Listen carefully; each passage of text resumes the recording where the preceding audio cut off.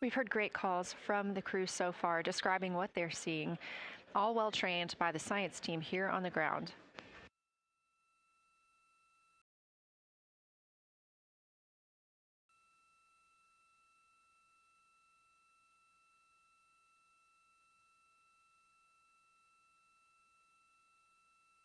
Another major milestone for the crew today will be to experience a solar eclipse from their capsule. No one on Earth will experience this solar eclipse. To the astronauts, this will look a lot like a total solar eclipse on Earth, except the moon will be huge compared to the sun.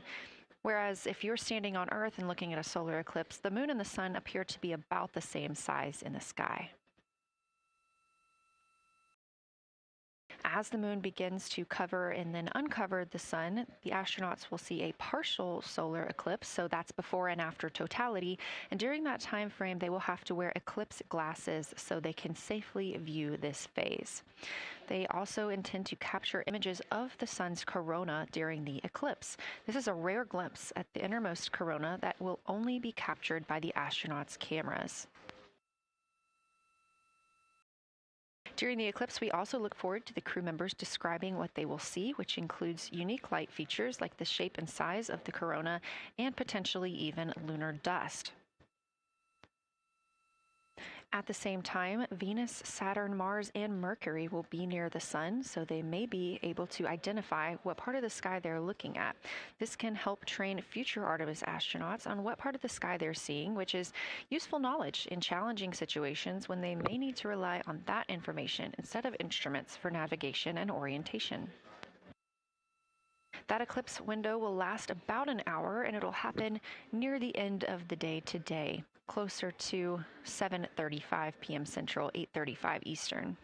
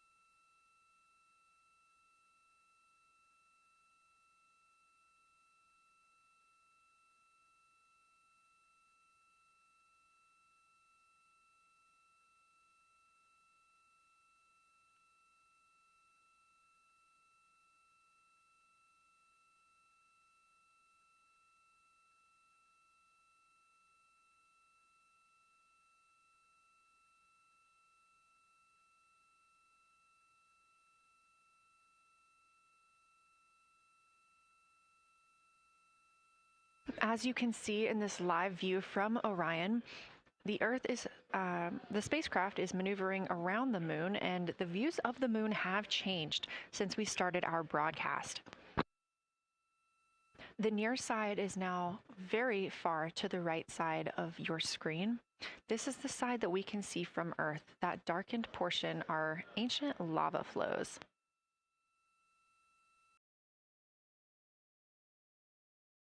The crater down towards the bottom of the moon is Oriental, and this is a crater that was previously never seen before by human eyes until this mission.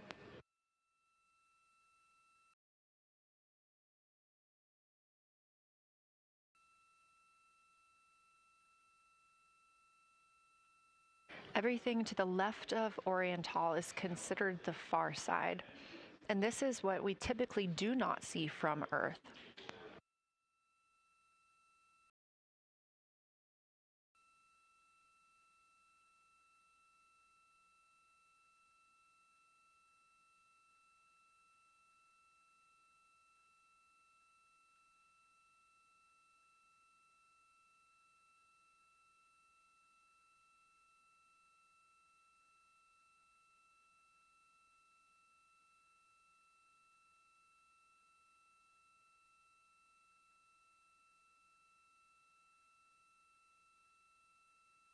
Just a reminder about this view. This is coming from a GoPro camera mounted on the tip of one of Orion's 4 solar arrays.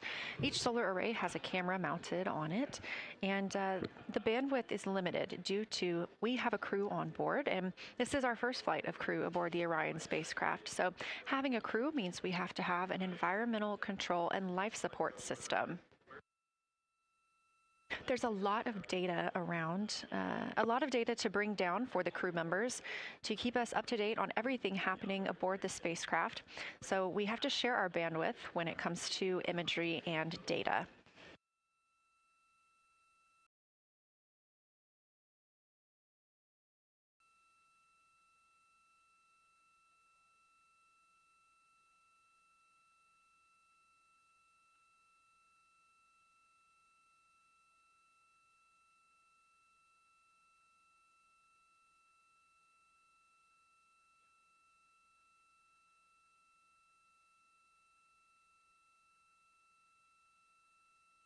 Inside the Orion spacecraft, the astronauts have completed their cabin and window team swap, meaning we have moved into the next block of lunar flyby observations. Jeremy Hansen and Reed Wiseman are now back at the windows, taking photos and making annotations. About halfway through this block, they will switch positions at the windows and will be prompted by the ground to do so.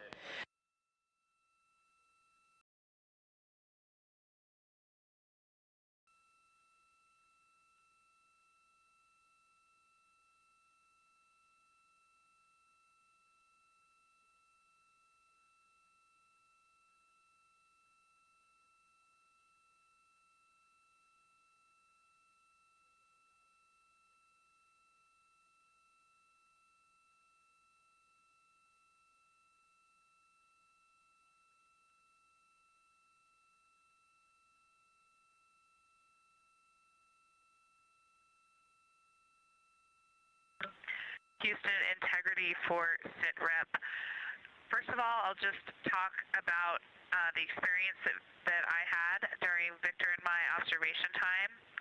It was an incredible experience. We definitely noted how much more you can see with the zoom lens.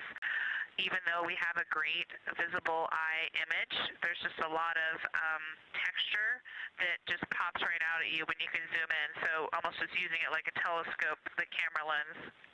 We really enjoyed our discussion time. That was a great innovation on the lunar targeting plan. We were both able to describe a lot more kind of with flow, I would say, when we were talking to each other. And it was also, we sort of were able to bounce ideas off of each other and come to new conclusions. We had, I think, a very successful talking through of some contacts between different color areas, both in the mare and in the highlands, and we identified some really unique texture areas as well.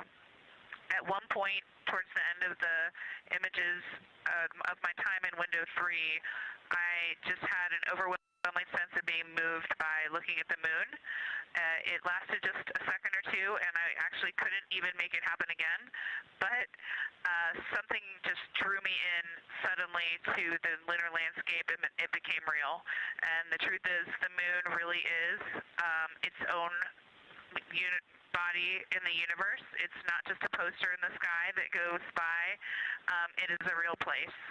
And when we have that perspective and we compare it to our home of the Earth, it just reminds us how much we have in common.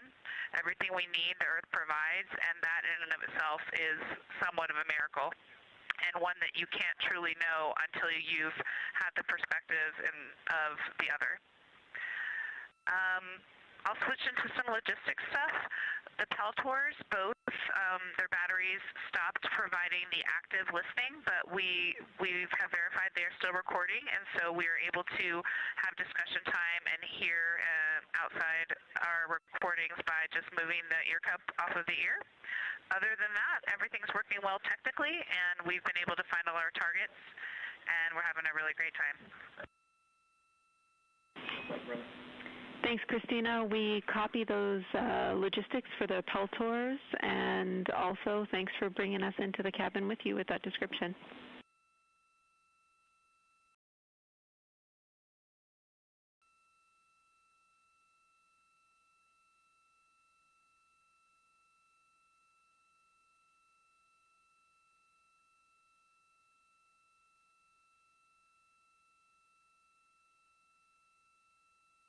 Right on time.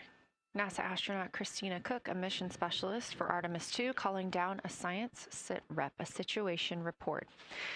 Good news, reporting that she and her teammates have been able to capture all targets that were listed.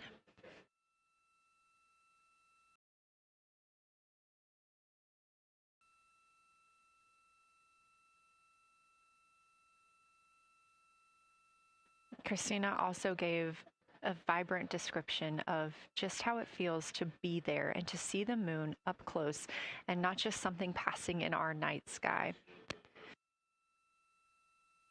Currently, the team members at the window are Reed Wiseman and Jeremy Hansen. Meanwhile, Integrity cabin team for window shroud.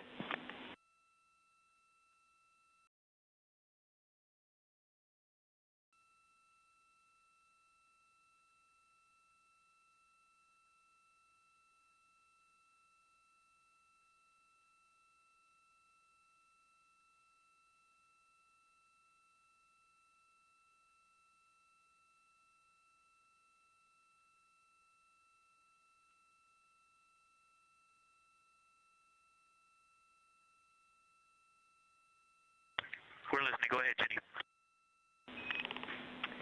Hey, Victor, we have a temperature constraint on the windows, and the shroud might be getting us close, so we just want to check on the state of window 4's shroud, whether you believe it's still necessary because maybe things have changed with our viewing, and if so, we would like to request to have the shroud removed.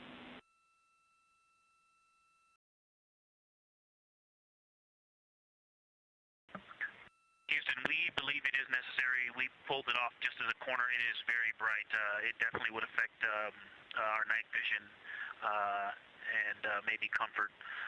But is there a time? Can you tell us when we would have to take it off by?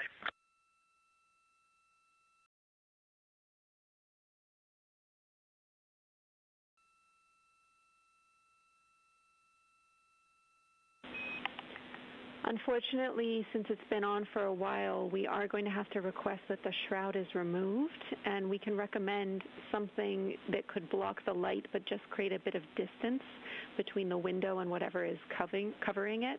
Something like a T-shirt would do the trick and help.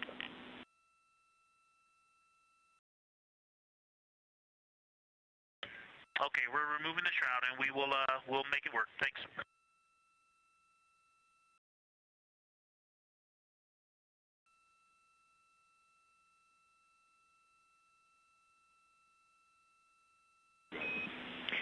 Thank you, Victor.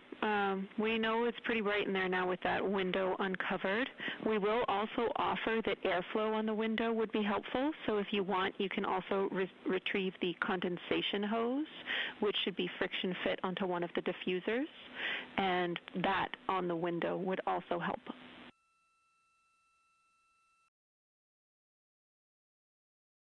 We can easily point a diffuser at the window, so we're going to start with that, and it's pointing at the window now.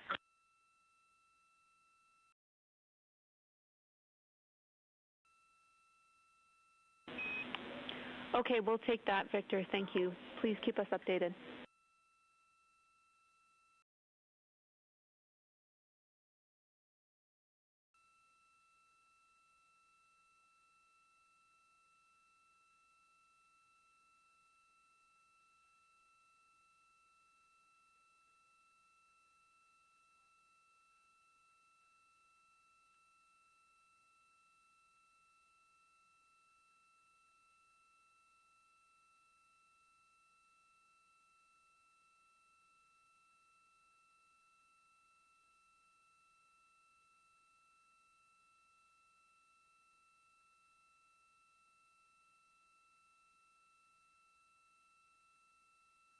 That call from Capcom, Jenny Gibbons, CSA astronaut and Artemis 2 crew backup to the crew aboard Orion, letting them know that they will need to remove the window shroud they had placed on window 4. They initially placed that shroud there to block out some of the light from the Earth. It was extremely bright coming in the cabin and interfering with some of their viewing opportunities out at the moon.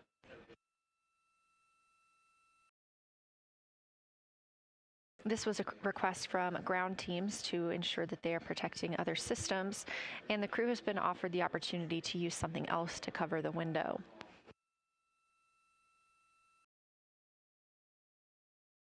Meanwhile, Reed Wiseman and Jeremy Hansen continue with their lunar flyby observations.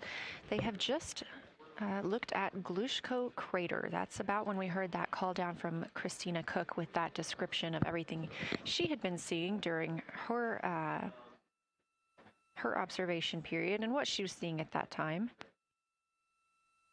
The science team asked this crew to take centered images of the entire crater and their ray system in one frame. They're also interested in knowing the brightness, texture, and extent of Glushko's rays and how they differ in the mare, or that sea area, versus the highlands. Glushko is considered a young lunar crater, and these observations can help understand material properties of those craters.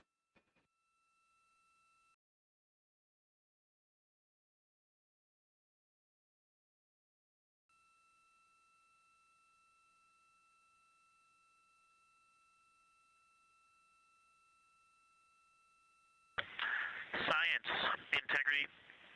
First, I wanted to start off with connecting with what Christina said, that it was very moving to look out the window. I had the unfortunate sequence to start looking out the window and then moved to the long lens, and it was hard to speak looking through the zoom because I went straight where Christina went, and I was walking around down there on the surface, climbing and off-roading on that amazing terrain. I also want to underscore something that she said. As we continue to explore, when we actually do go down there to the surface, I know for safety reasons that we would never send someone alone, but I just want to really emphasize how important the discussion time was. When we started to talk, we not only got better science discussion, we got better human connection, and so doing this as a pair, we just learn and grow together, and that's just super important, so thank you for adding that to this plan. Reed just passed me a note that the Oriental Basin annular ring has a similar albedo to the center, but a different color. It has more brownish tones in it, and he said it's very distinct now that he's been staring at it. Victor, thank you. You got a cheer from science there, and we all just went on that moonwalk with you, so highlighting how important it is to talk about these things. I also want to let you know that we have Deanna Glover with us in the viewing gallery. She's all smiles.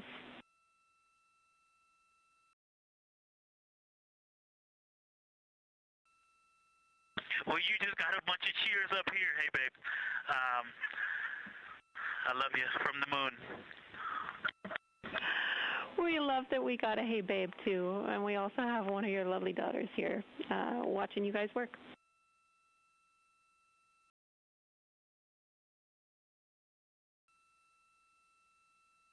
Thank you guys for doing that and for supporting them through this. And to all of you, Genesis, Maya, Joya, and Corinne, I love you. And Deanna, I love you. I'm glad you get to be there.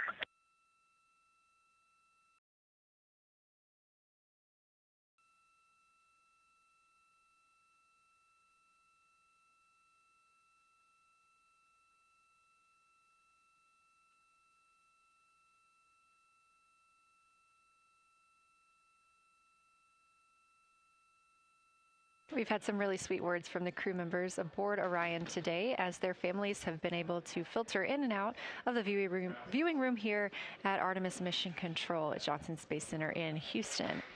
Victor Glover also giving a great science sit rep and just a description of how it must feel if you were down on the lunar surface while he was looking through that 80 to 400 millimeter zoom lens. He also expressed how important it was to be able to talk through that real time with Christina Cook and stress the importance of that on future missions, that it not only made their discussions better, but also more human. Glover and Cook are in the support roles right now, not taking photos or making annotations at the windows, but they are also encouraged to have their midday meal at this time. For lunch today, those two crew members have options of beef ravioli, salmon, butternut squash, sweet and savory kale, pickled beets, cherry blueberry cobbler, tuna noodle casserole, tomatoes and artichokes, broccoli, and chocolate peanut butter bar.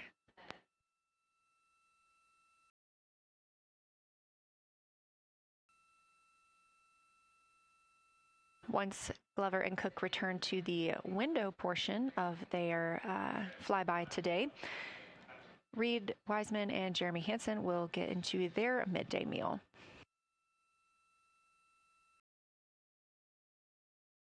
Again, this is the third of 5 scheduled blocks for our lunar viewing today, and if you were watching at the start of the broadcast, you can definitely tell the difference in the distance from the moon. We are now 5,518 miles away from the lunar surface, and again, expecting the crew to get about 4,066 miles away.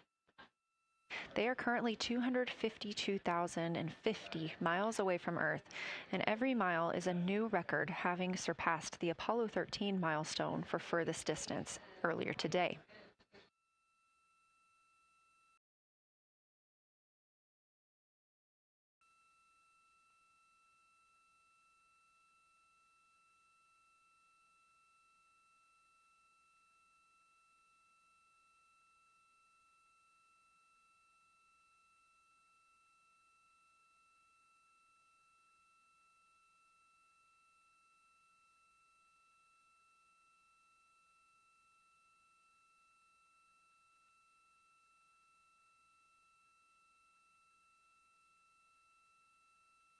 If you look down to the bottom right of the moon in that darker looking area, that is Oriental Basin. We have continued to lose views of the near side. It is just barely visible over towards the bottom right side of your screen. And then you'll also hear later about that terminator. That's the line between light and darkness while on the moon. It is really exposing some of those craters at this time.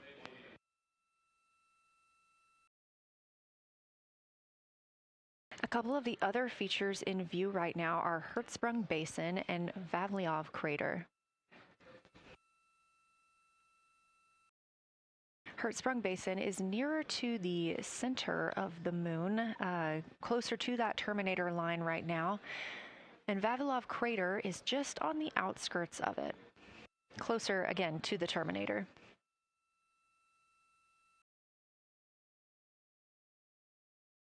Towards the bottom of the moon and to the left of the terminator line, or currently shadowed in darkness, is Apollo Basin.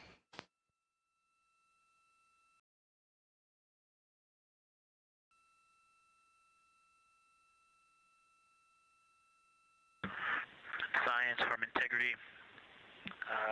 Let me find out how far we are from the moon right now. But our view is about a third of the moon is in eclipse. That beautiful terminator is out there calling to me. We're 4,691 miles from the moon. And what looked like in the terminator about a third of the way up from the southernmost part of the terminator looked like a dinosaur print if one was running to the northwest. Now is clearly a crater with a bunch of craters around it.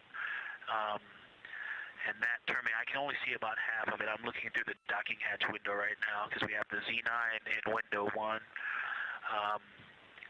But that terminator has moved. I guess I've been using Vavilov the whole time, so it's gone 2 more Vavilov craters to the west. And so a few more features are starting to peek out into the sunlight there with that low sun angle. And so you still have ridges and valleys showing up very clearly, a very jagged terminator, and a few islands of light out there with some high elevation shining in the sunlight in that darkness. And on the eastern side of the moon, the Let's see, Grimaldi appears to be one of the farthest east features, and that is maybe 5 degrees from being right on the limb and going off over the horizon. It is interesting, just looking at Oriental, that my first impression of it is all of the dark areas appear lighter, which I think makes sense because it is now facing, well, it's still relatively the same to the sun, but my angle to it is different. So I'm looking at it from a little more, even further to the side as we pass it. But all the darker features appear to be just a little bit lighter from this vantage point. The darker ring structure in the outer and inner ring and the interior, as well as the annular ring portion, everything seems to be just a smidge lighter at this point. Thanks for that description, Ike. Any additional words you can provide on Oriental would be wonderful, as that is such a high priority target for us. And while I have you, as we get closer to target 15, which is the Terminator target, if you can find Zeeman Crater again that you were looking at earlier, everything to your left of Zeeman would be getting into the South Pole Aiken area to help you orient yourself.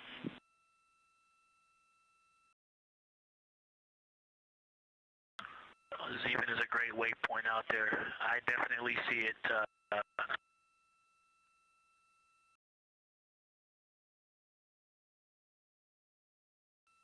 Yeah, Zeeman is very easy to find, and that is awesome. Thank you for pointing that out. Feel free to do that as often as you think of things. Let's see, looking back at Oriental. Okay, another thing, after looking through the zoom camera, man, you guys are smart. You probably did this on purpose, but after looking with my plain eyes and then going to the 400 millimeter zoom, now looking at it, I see the cliff face as if you were standing in the center. That inner and outer ring have definitely some real terrain to them, and now I can see that as terrain. Now that I look at it even with my naked eye, I can tell that there's a lot of elevation and that, like I said, a cliff face on that eastern edge where all the darker deposits are. And it's just the scale now. Looking at it from far away, before it seemed like flat with color painted on it, but now that I look at it, I can definitely see that there is, different depositional characteristics, and so the darker is some other material, but there's also some shadowing going on because of the cliff face that is a part of that crater wall. Great description, Victor. Thanks, and really interesting to hear now the distinction between shadow and color.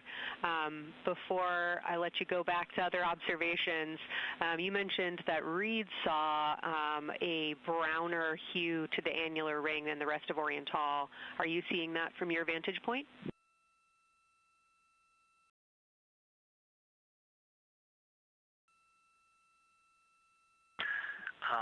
The way that I'm looking at Oriental, again, I'm still in the docking hatch window. There's like a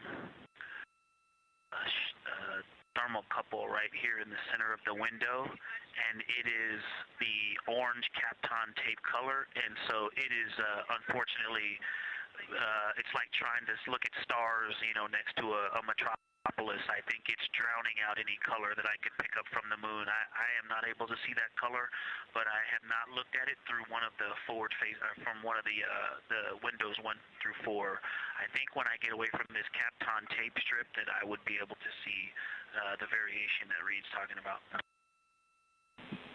That is great feedback operationally. Thanks, Victor. I'll leave you to it.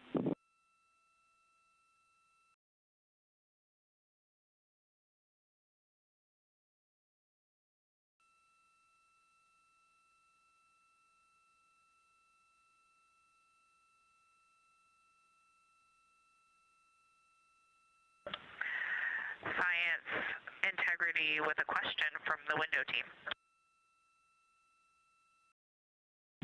Integrity, this is Science here with you.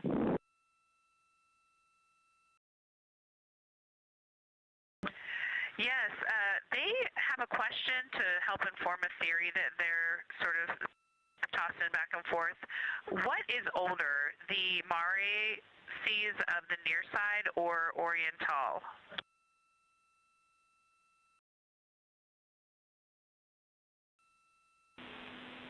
Stand by, Integrity. We're going to get you a little geologic history here.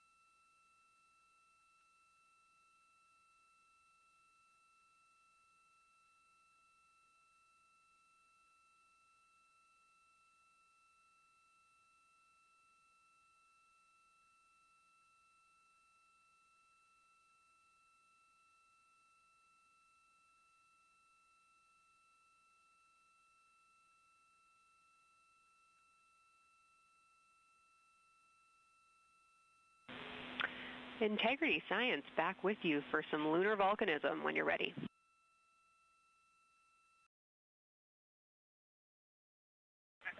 Go ahead. You're making our day down here getting to talk about lunar volcanoes. Oriental, as far as Mare go, is younger than almost all of the Mare on the near side. The exception are features like Aristarchus, which really pop out to you guys and really pop out to us here on Earth.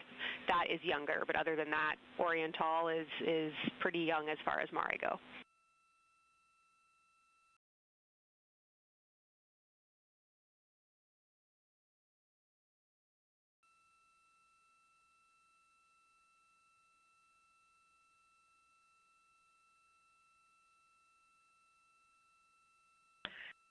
And Kelsey, thanks for that. We love lunar volcanism too.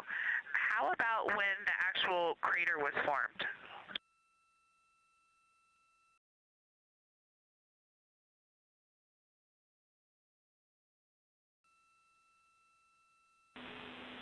Yeah, we're going to get you an age for Oriental, and while we're getting that, Christina, can you, maybe you've heard the window team talk about the sort of contacts around Oriental, but because that material is so much younger, if anything pops out to you about physical relationship between that and surrounding terrain, we'd love to hear it.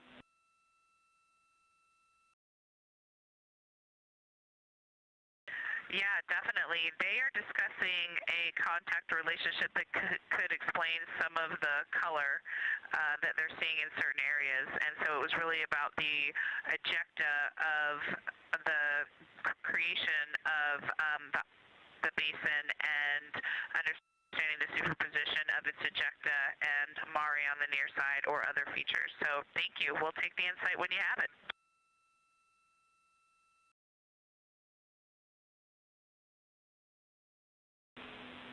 Thank you, Integrity. And I know Jenny wants to get to you with some topics, so I'll leave you with Oriental is 3.8 billion years old.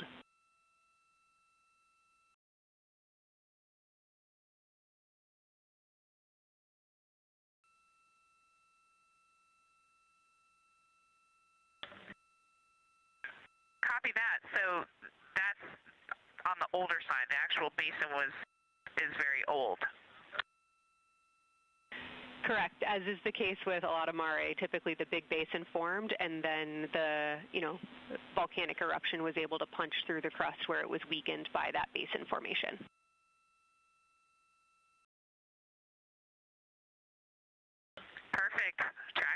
you.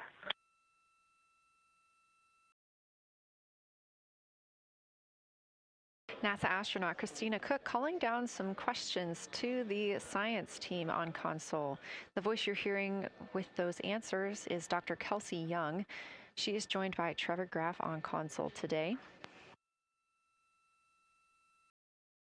Christina asking about the age of Oriental, and specifically the Mare regions. Those are those dark regions that you see.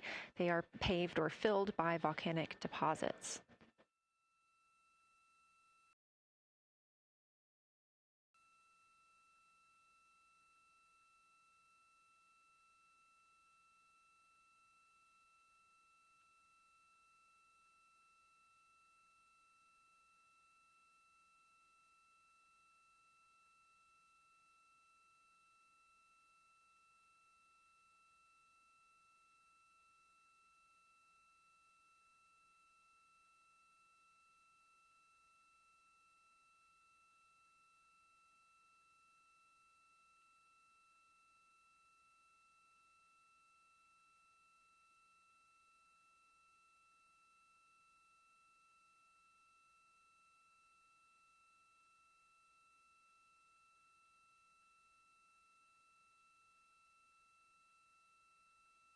Better answer. Integrity, it's about time for a position swap at the window. So we will ask Reed and Jeremy to swap positions, and I'll remind you again about your SD cards. And Victor or Christina, I have one window task for the cabin team when you're ready.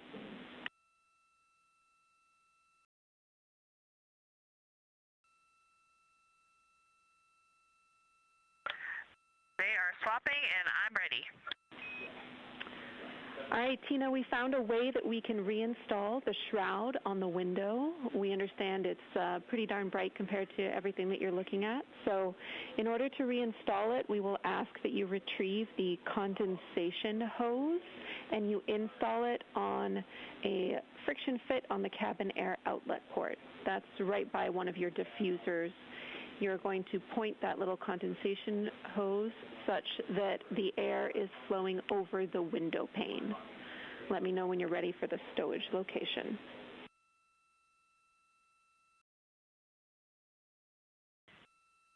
Ready.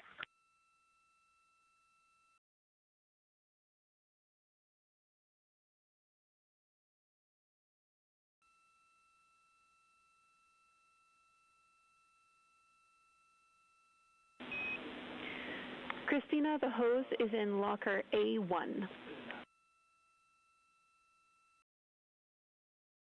The crew has gotten a go to reinstall that window shroud they were using to block some of the earth shine. Happy. This view coming from inside the Orion spacecraft as the crew members are swapping windows, specifically Reed Wiseman and Jeremy Hansen. They've been our crew members at the windows taking photos, making annotations, and making recordings that'll be downlinked later to the science team for review. The science team will have a conference tomorrow morning with the crew to get any fresh perspectives or things that they learned during the flyby.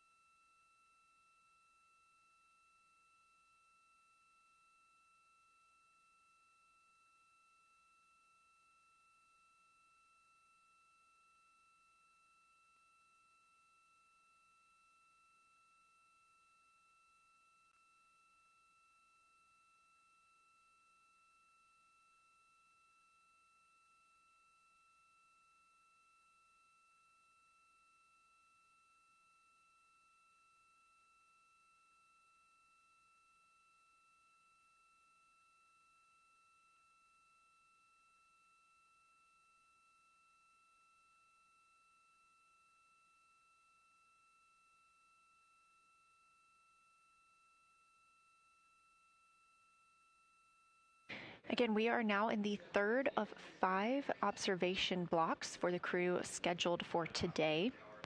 During this flyby, Orion is passing around between 4,000 and 6,000 miles from the moon and providing the crew with a full full view of the lunar surface. It's a higher vantage point and much farther than Apollo's lunar orbits on average. So, from this view, astronauts can observe both the North and South Pole and large-scale geologic features in one single view.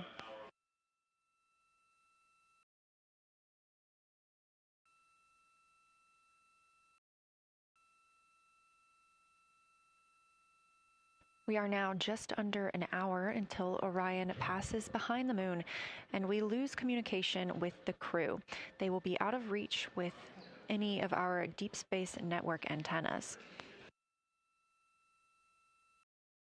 That loss of signal will last about 40 minutes, and we expect to regain communications with them once they fly behind the other side of the moon. While they are behind the moon, they will also reach their max Earth altitude as well as their closest approach to the lunar surface.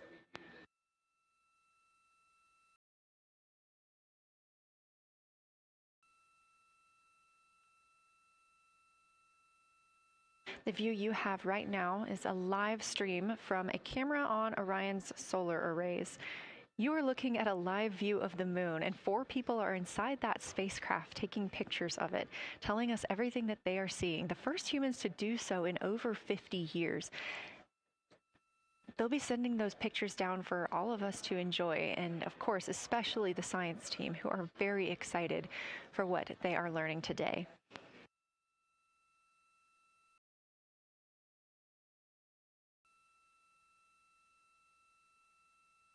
It appears the Artemis 2 spacecraft, Orion, is now under 5,000 miles away from the moon. Again, we expect their closest distance to the moon be about 4,066 miles.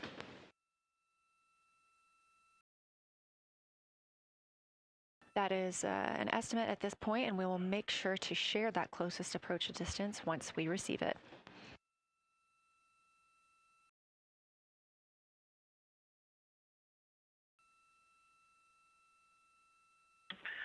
Houston integrity question, did you just want us to cool the window with the condensation hose, or did you want us to put the shroud back on and cool the window at the same time?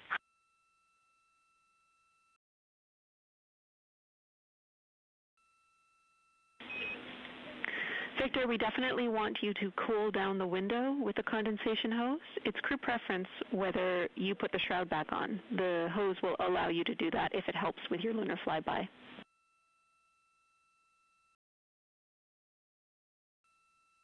Okay, copy. We're going to do both at the same time. Thank you. Houston copies.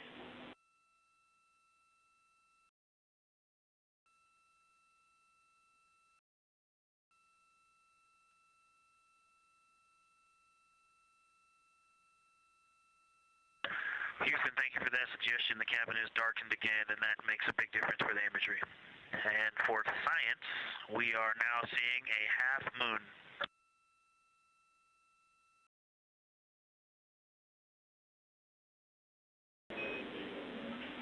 Thank you, Victor. We're happy to hear it. And we see half moon, full moon joy still.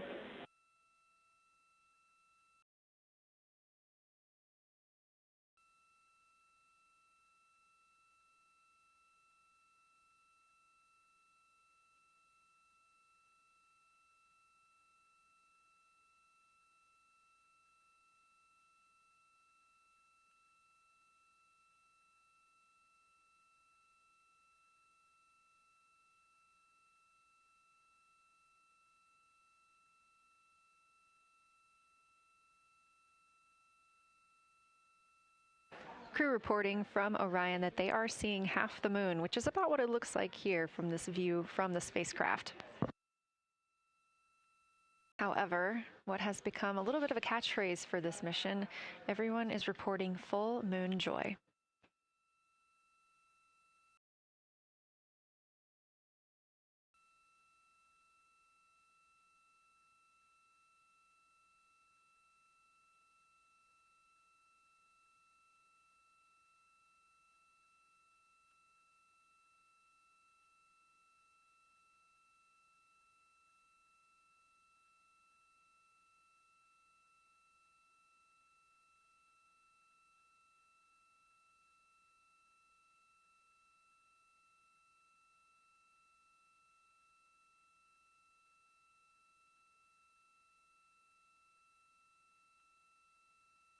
We are keeping up with which targets the crew is tracking through their lunar targeting package. They are just wrapping up their second. Science integrity, another observation the window team commented on and Christine and I discussed a bit is in Hertzsprung.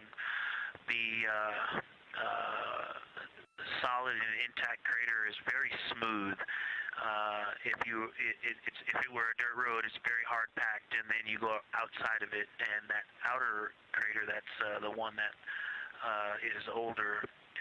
It is a little rougher and more jagged, and starts to get into more loose-looking terrain.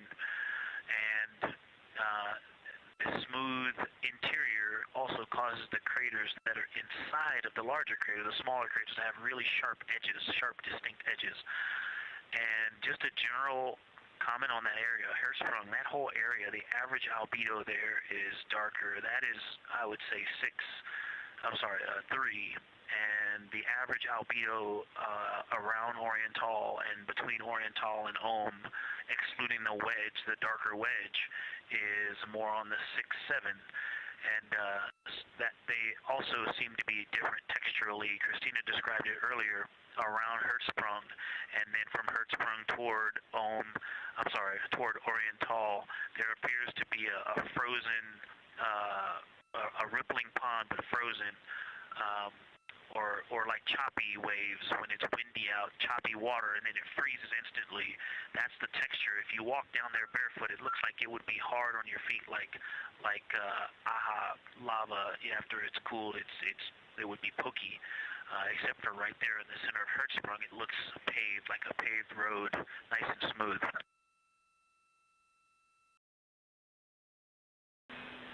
Victor, that's a wonderful description. Going from a paved road to lava reminds us of the Icelandic highlands. Thanks for that.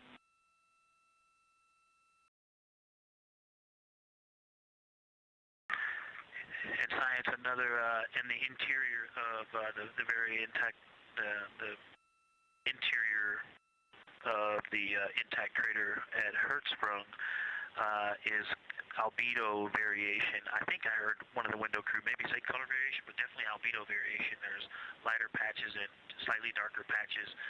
It's not swirling, it's just patchy. It just has spots that are lighter, and I would say a predominantly darker average area. Great descriptions, Victor. Thanks. Not swirly, just patchy is really helpful for us.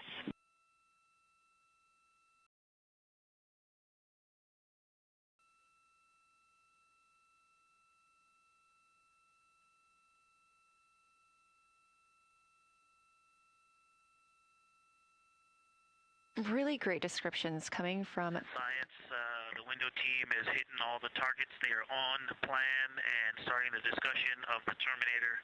And boy, I am loving the Terminator. I think I know it's not purely a moon feature, but what it does to the features of the moon, to the terrain, I've probably spent the most time describing into my recordings and thinking about and looking at the Terminator. There's just so much magic in the Terminator. The islands of light, the valleys that would look like black holes. You'd fall straight to the center of the moon if you stepped in some of those. It's just so visually captivating that the Terminator is the most striking thing that I've seen so far.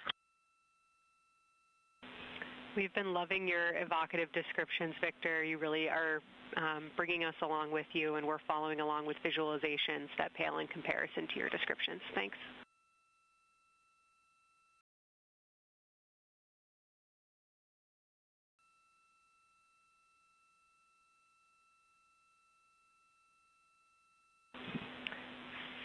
Integrity Science, one more question on a status of what the window team chose to observe for crew choice.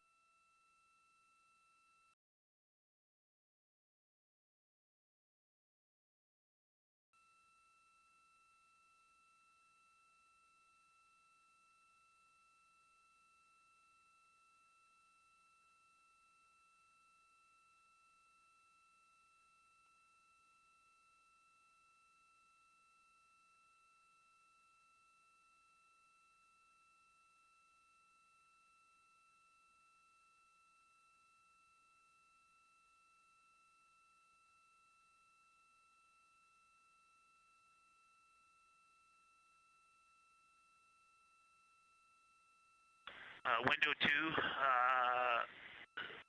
talked about Vavilov, looked for suspended dust, and the Terminator. And window 3 about the experience and about the three-dimensionality of the moon this close. Wonderful. And another observation about Oriental, I would say, is the features going off to the southwest, the two large, almost look like scratches in the surface. I don't know if they're rays or canyons or collapsed lava tubes, but two distinct features that are almost parallel going off southwest from Oriental Basin. They are the first thing that made me notice parallax of our trajectory looking out at Oriental. That and in the inner walls of the east side of the crater rings, you really get a sense that we're flying over something with elevation and terrain, and they look different from this orientation. Love to hear it, Victor, and you had it that those chains are actually crater rays, secondary craters formed from the formation of Oriental.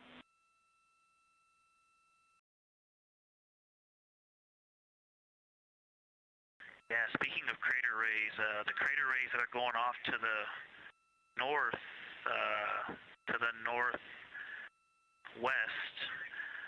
that run off toward Hertzsprung and I believe toward Vavilov. I'm not looking at it right now, but those crater rays are very interesting. They're all very small. I know you've imaged this, but they're all small, and they look like, you know, a big impact launched rocks and things that made smaller impacts down the way.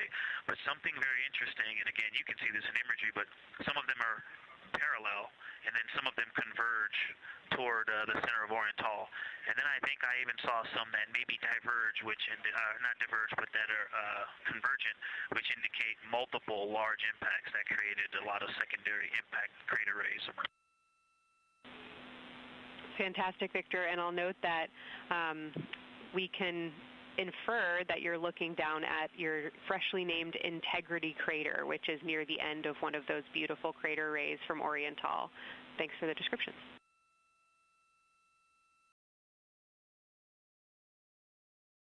Yeah, you're welcome. And Integrity is easily identifiable with the naked eye from this point.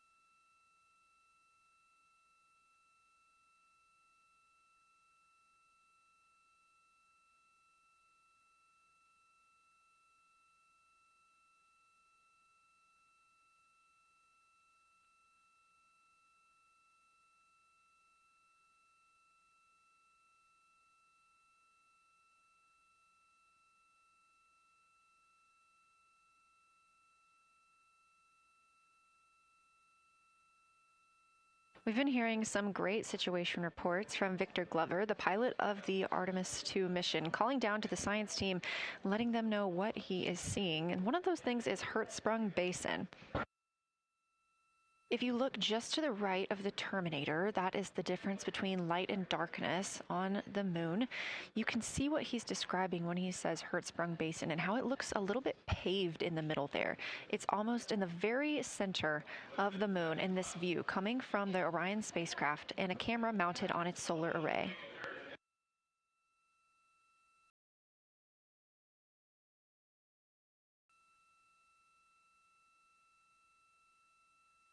We are now 4 days, 23 hours, and 23 minutes into the flight of Artemis 2, and we are standing by for their lunar loss of signal in about 43 minutes. Again, the spacecraft will fly behind the moon, and during that time, we won't have communication with them.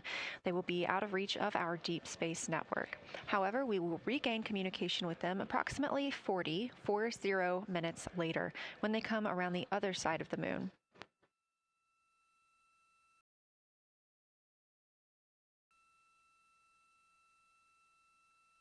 The crew aboard the spacecraft are currently discussing the Terminator, that difference between day and night.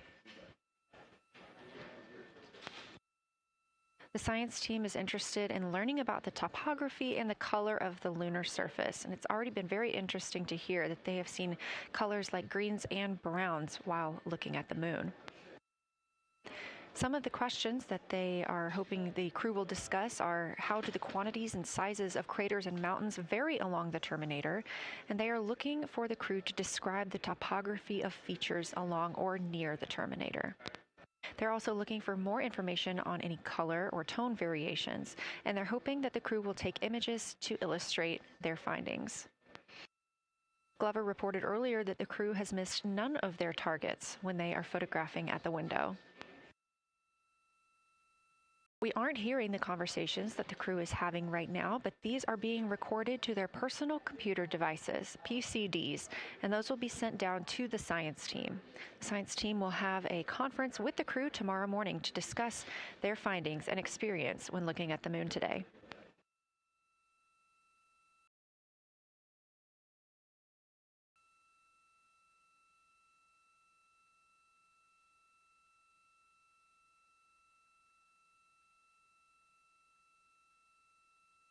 We have a few minutes left while the crew is discussing the Terminator. And if you're just joining us, you're looking at a live view of the moon, our moon, from the Orion spacecraft and a camera on its solar array. Inside that spacecraft, 4 astronauts, Reed Wiseman, Victor Glover, Christina Cook, and Jeremy Hansen, the first 4 people to fly around the moon in over 50 years.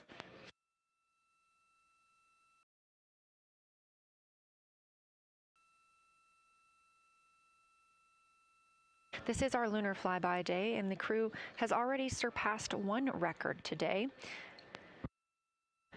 The crew passed the Apollo 13 distance record at 12:57 p.m. Central, 1:57 p.m. Eastern. Canadian Space Agency astronaut Jeremy Hansen calling down that he hopes it's a record soon broken by other explorers.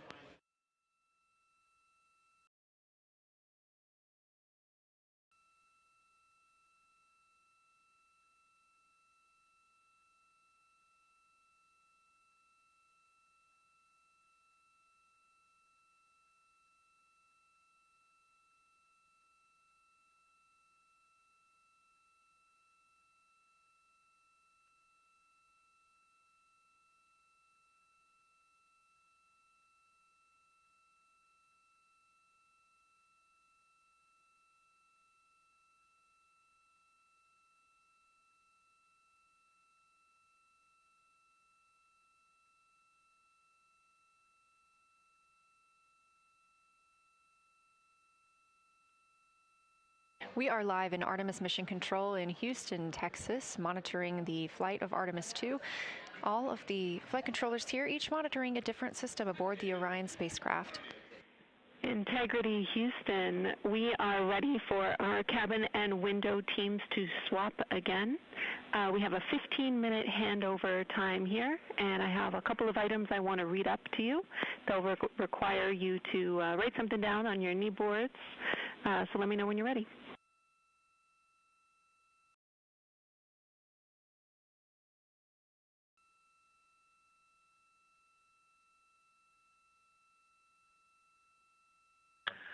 Okay, Houston, we are ready. Copy, Integrity. First of all, once you start this next shift here, during this lunar observation shift, we will begin our lunar LOS, so you can expect a call from me a few minutes prior reminding you. And second of all, FIDO just sent us updated altitudes and METs for lunar closest approach and max Earth altitude. Let me know when you are ready to write those down. They differ slightly from Optimus.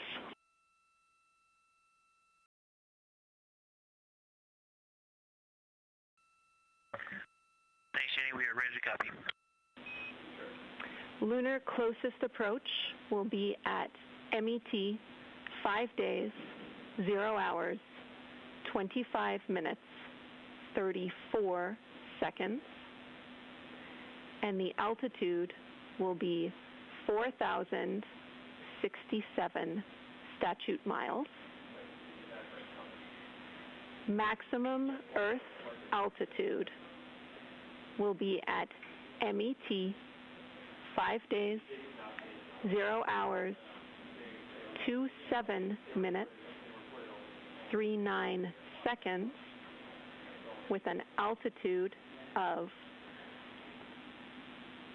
252,756 statute miles.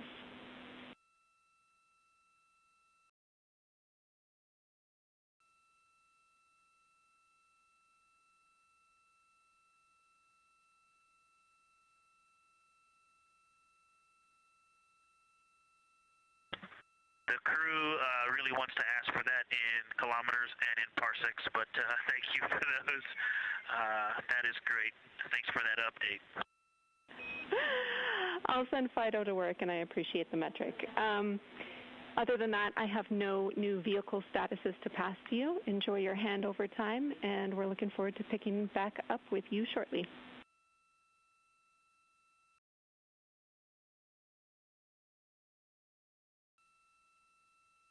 All right, we'll talk to you shortly.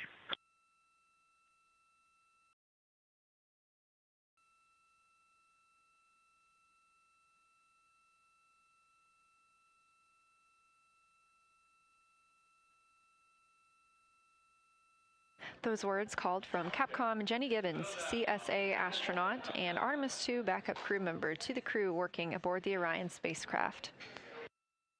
Had a little bit of a view inside the cabin. As you can see, it is very dark. The crew has turned off the lights, and the light that you were able to see is coming through the window, a reflection of Earthshine and from the moon.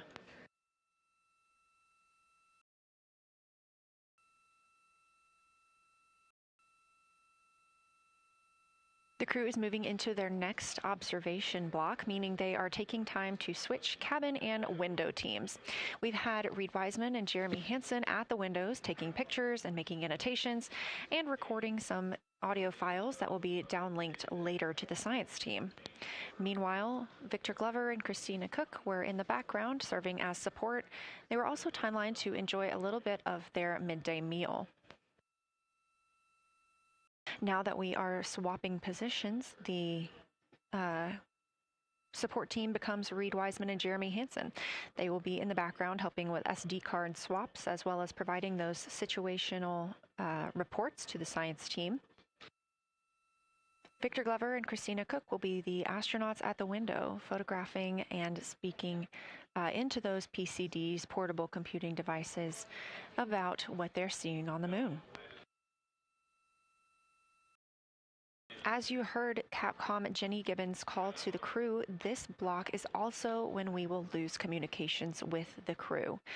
That LOS, or loss of signal, scheduled to be less than 35 minutes from now.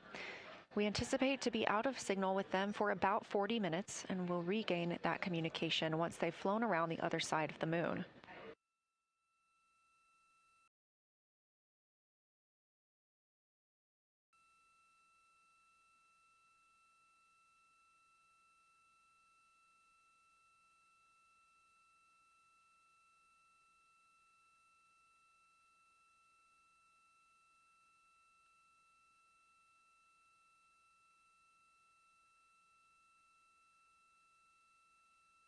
Now, even though the crew will be flying behind the moon, their observation period does not stop. They will still be taking pictures and making annotations of what they are seeing. They'll be looking for the limb of the moon, Earth set, and then Vavilov crater, which we have previously seen. They'll swap positions at the window before moving into a crew choice option. They will get to pick things that are interesting to them on the surface, take pictures, and explain why they find them that way. They'll also be looking for any impact flashes. These are short-lived flashes on the lunar surface caused by impact bombardment.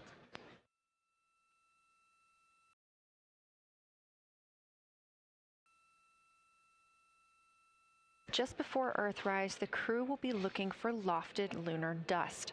This may be lofted just above the lunar surface, and we could only see it just before Earthrise along the dark western limb. Any Earthshine would illuminate potential lofted dust.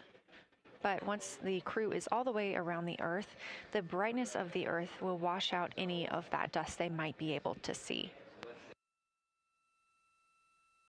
These were based on observations from Apollo missions and orbital spacecraft, and so we're very interested to see if the crew might be able to capture some of that lunar dust today.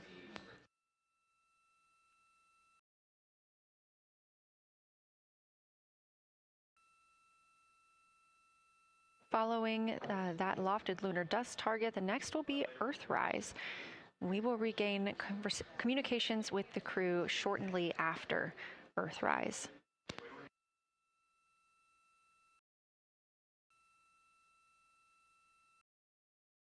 There will be a short observation break period where the moon is not in view. That's because we are also anticipating the crew seeing an eclipse today. The moon won't be in view because the team here in Mission Control Houston will need to change the attitude of the spacecraft and ensure that its solar arrays are gathering light from the sun heading into that eclipse period. So we will have communication with the crew, we just won't be able to see the moon. However, we will have views during that eclipse time frame. During that time, the science team is looking to know it will only be illuminated by Earthshine at that point. So they want to know what the whole moon looks like overall, but they also want the crew to look into deep space and potentially see if they can spot any planets.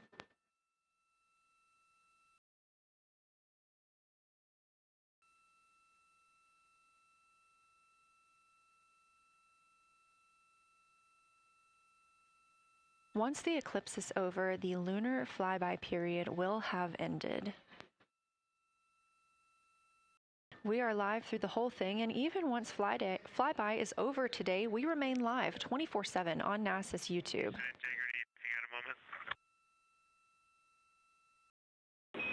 Go ahead.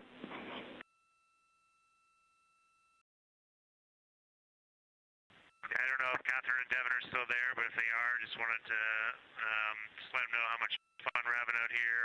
It's extraordinary to be on the far side of the moon right now, just see it hanging out there and looking back at the Earth. And Ashley and Kaylin, I know you're back in Canada, but if you happen to be watching too, just wanted to say hi to all you guys. Love you guys, and we'll be heading back your way shortly. Thanks, Jeremy. I hear they are watching, and your family is still here. So thanks for passing that along.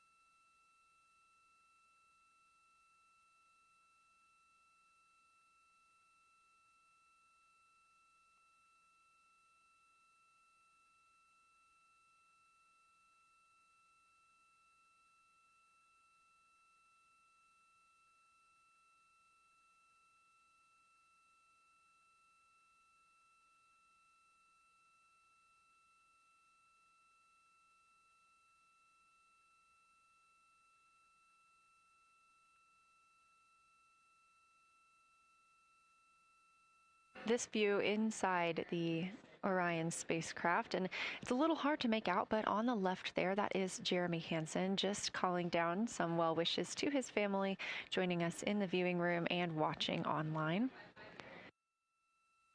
Currently in the window are Victor Glover and Christina Cook. They are taking pictures outside of the window as they are now in their flyby observation block. At this time, Reed Wiseman and Jeremy Hansen are serving as support crew members, and they are also going to have an opportunity to enjoy their midday meal at this time.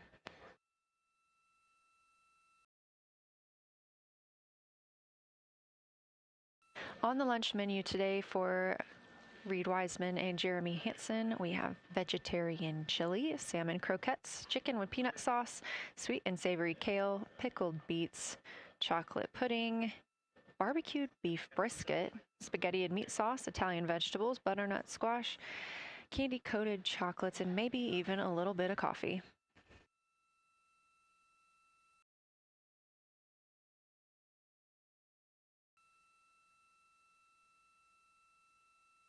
And if you look closely, you can see it looks like they are getting into some of their food for the midday meal. All of the food on the spacecraft is rehydratable. We don't have an option for fresh food as there's not a refrigerated section of the Orion spacecraft. So all of this food can either be rehydrated or eaten straight from the package, just depends on what the food actually is. And for food that needs to be rehydrated, there is information on each package of how much water needs to fill that bag and what temperature it needs to be.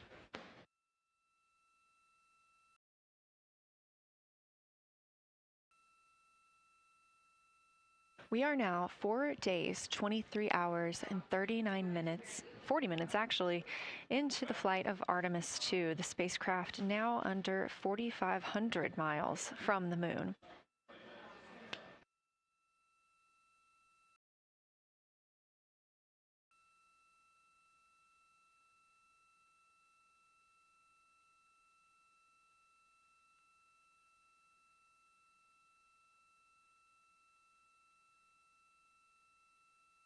We are now also under 30 minutes away from loss of signal with the astronauts. We will regain that communication about 40 minutes later.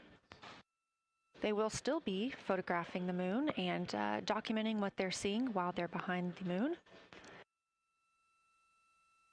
And we especially look forward to potential Earthset and Earthrise views.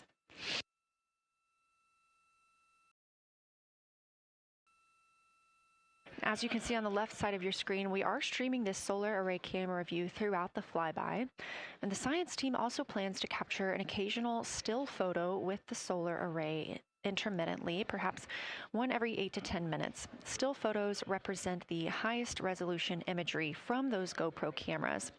So starting 5 minutes before Earthset and loss of signal, the science team will capture a series of photos, one every 30 seconds, to include Earthset, all the way through 5 minutes after Earthrise and acquisition of signal. In order to capture these frequent photos, the solar array camera that we were streaming will need to switch to time-lapse photo mode. So during this time, the streaming video quality won't be as sharp as you have it right now, but we want to ensure that the science team captures the data that they need during these time frames. And we really look forward to seeing those higher resolution images once they're available. But with the view you are seeing right now, we are sharing bandwidth on the Orion spacecraft with every system that is keeping the spacecraft powered and the crew alive, especially the environmental control and life support system. As this is the first flight with crew, this is also the first flight of a life support system, keeping the crew healthy and safe on the way to the moon and the way home.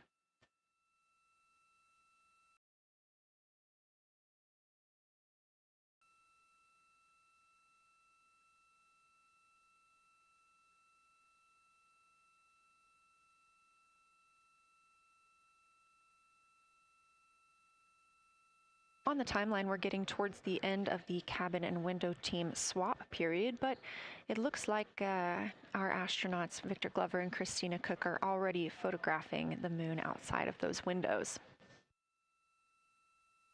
The next target is Ohm Crater, and this is something that they have photographed previously during the flyby. This is a small, complex crater with a prominent ray system, and as referenced earlier, it's the size of the Eye of the Sahara. That Eye of the Sahara is a feature in Mauritania. Seeing this crater more than once throughout the flyby allows the crew to photograph it at different lighting conditions.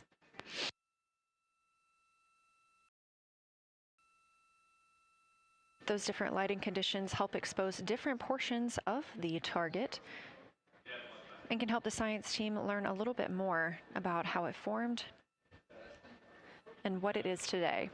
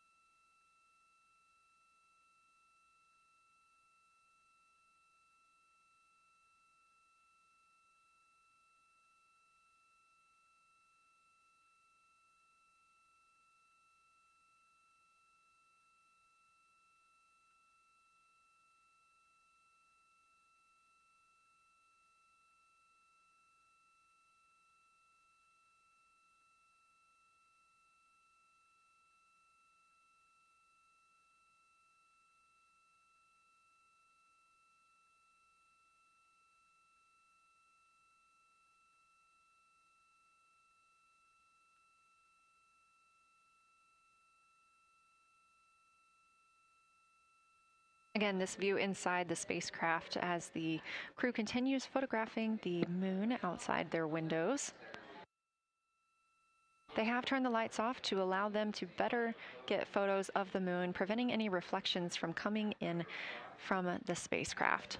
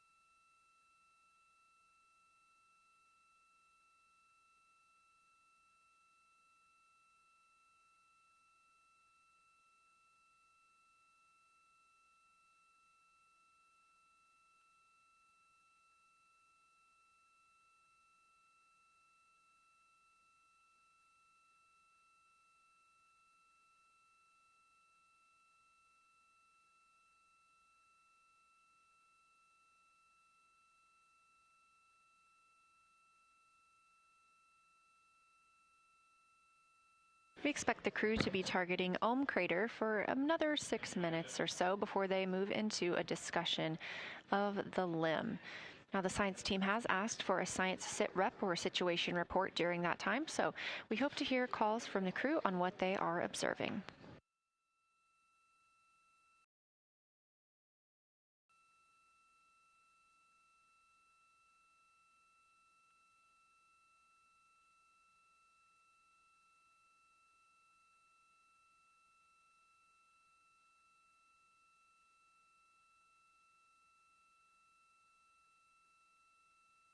If you've been following along, at the start of the day, we did have much more of the moon visible. And even just an hour or so ago, we could see about half of the moon. We are now continuing to see more of the far side and that darkness where the moon is not reflecting light from the sun.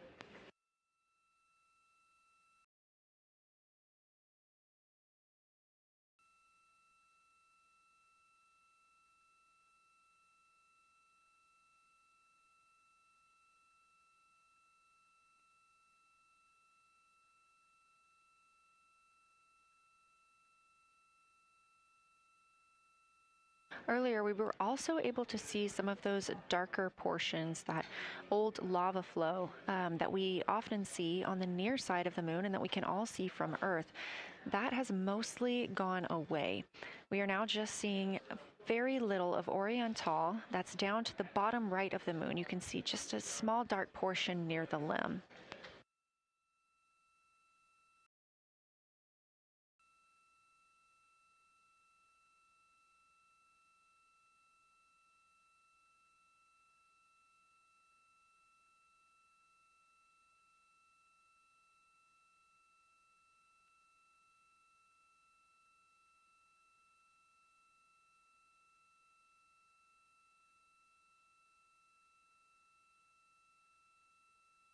We are now about 18 minutes away from loss of signal with the Orion crew. Again, we use the Deep Space Network to communicate with the crew members when they are this far from Earth. This is the first mission since Apollo when we have had humans on the Deep Space Network.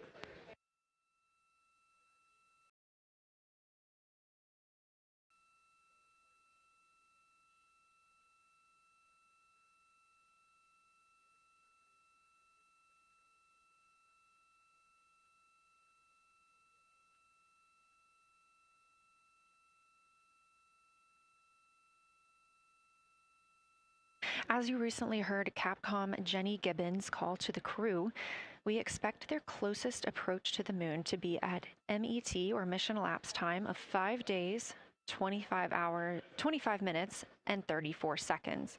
At that time, their altitude would be 4,067 statute miles above the Earth's surface.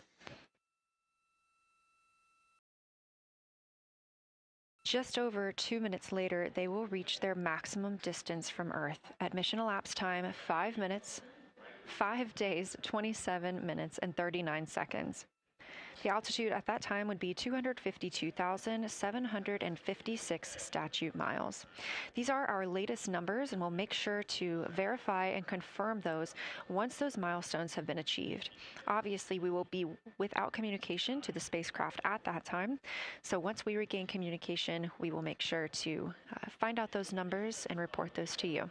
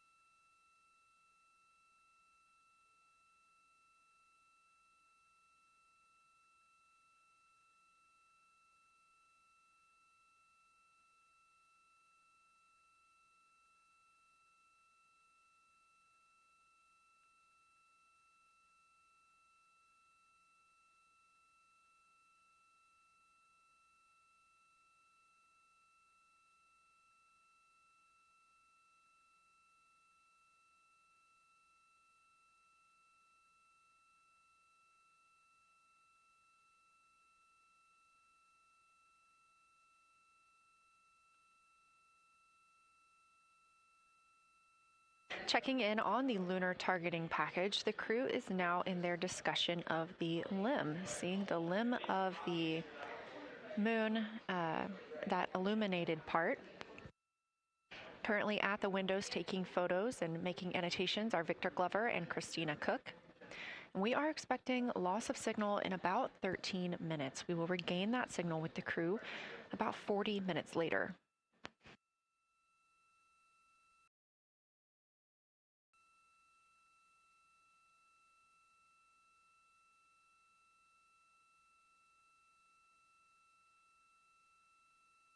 A milestone worth mentioning that this day marks the first time in more than 50 years that humans will observe the moon directly, a critical opportunity to practice how lunar science will be conducted during future Artemis missions.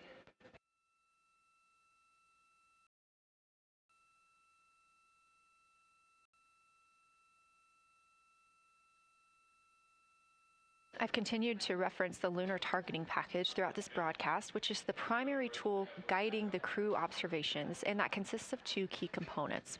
The first of those is the Lunar Geography Review, which helped the astronauts study major lunar features in advance. That also helped them learn to orient themselves during the flyby. The Lunar Targeting Plan provides a detailed timeline of observation targets, background science context, and specific instructions for the picture the crew should take, and verbal descriptions of what will be helpful to the science team reviewing those pictures later. That's what we've been tracking real time and what the crew is using right now to keep up with their next milestones.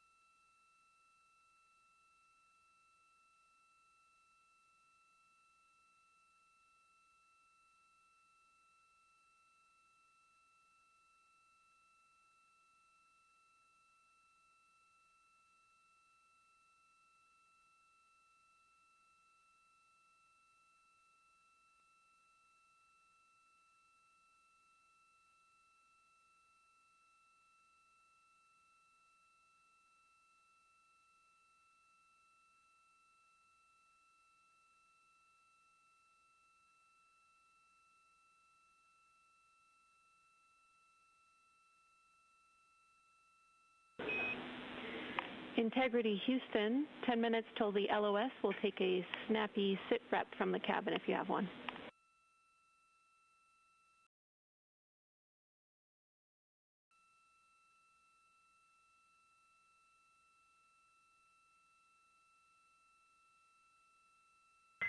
Okay, Jenny, that came, we missed most of that, but just a 10-minute warning, is that what you're saying? 10-minute warning for the LOS, and I'll take a quick sit rep from the cabin, please.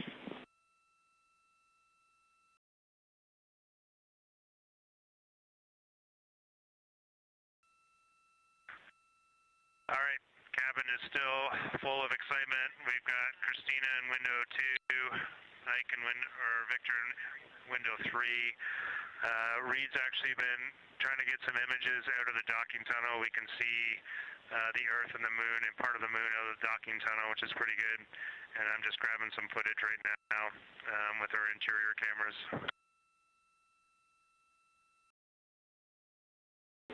Copy, Jeremy. We'd like to know what camera Reed is using and also the status of window 1. Looks like there might be a shroud removed.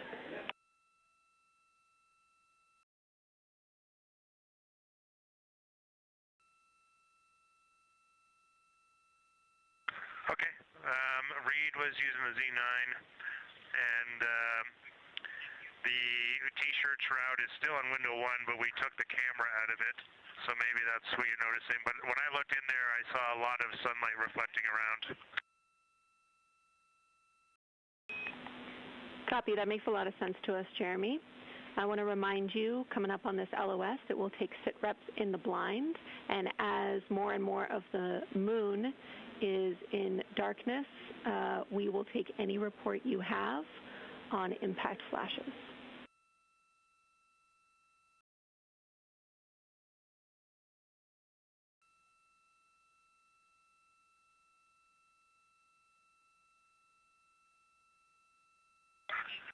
All right, Jenny, you have to say again your last. There's a lot of conversation here, and I was on the other side of the cabin, so I missed all of it. Look out for impact flashes, and we'll take sit reps in the blind.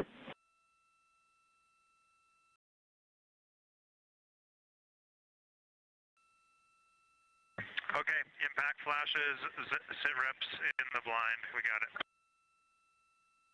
And yeah, just so you understand what's going on with window 1, there is light coming through the outer hall from window 2 into the inside of window one, if that makes sense. Like I can see the inside of the vehicle when I look between the two panes of glass.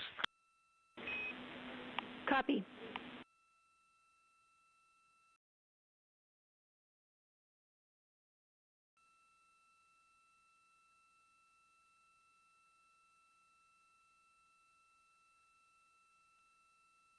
You're getting your first live look at Orion, the moon, and the Earth. Everyone in this picture.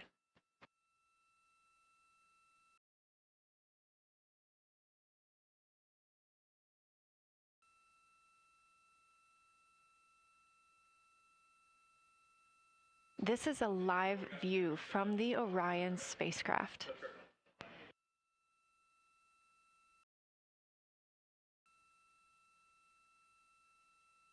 Currently aboard Orion, 4 crew members, Reed Wiseman, Victor Glover, Christina Cook, and Jeremy Hansen.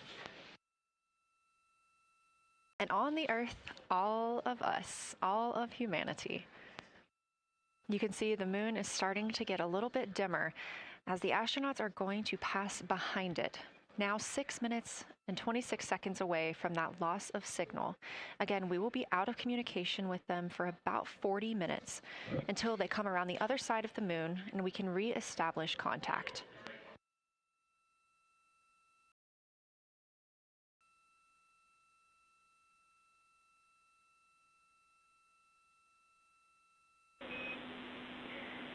Integrity Houston, you are 6 minutes from your 40-minute lunar flyby LOS. From all of us, it's a privilege to witness you carrying the fire past our farthest reach. Thank you. Godspeed.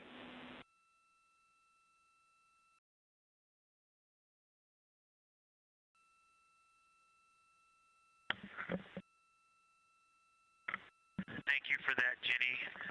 And thank you to all of you for allowing us the immense privilege to be on this journey together. It's quite amazing. And as we go on this journey, thinking about the NASA mission to explore the unknown in air and space, to innovate for the benefit of humanity, and to inspire the world through discovery. And as you've gone along on this journey with us, hopefully we're doing just those things. And as we get close to the nearest point to the moon and farthest point from Earth, as we continue to unlock the mysteries of the cosmos, I would like to remind you of one of the most important mysteries there on Earth, and that's love. Christ said in response to what was the greatest command, that it was to love God with all that you are. And he also, being a great teacher, said the second is equal to it, and that is to love your neighbor as yourself. And so, as we prepare to go out of radio communication, we're still to feel your love from Earth, and to all of you down there on Earth and around Earth, we love you from the moon.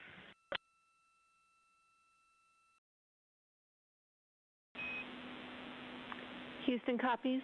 We'll see you on the other side.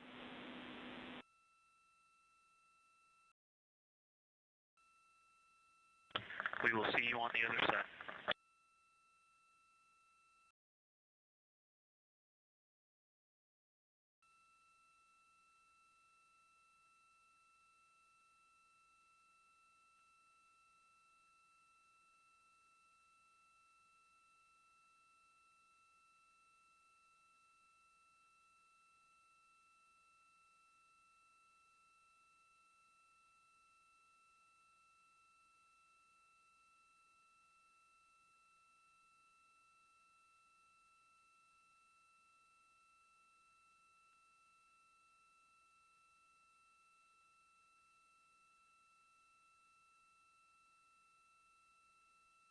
Poignant words from NASA astronaut Victor Glover, and a little bit of a love letter from the other side of the moon all the way to Earth.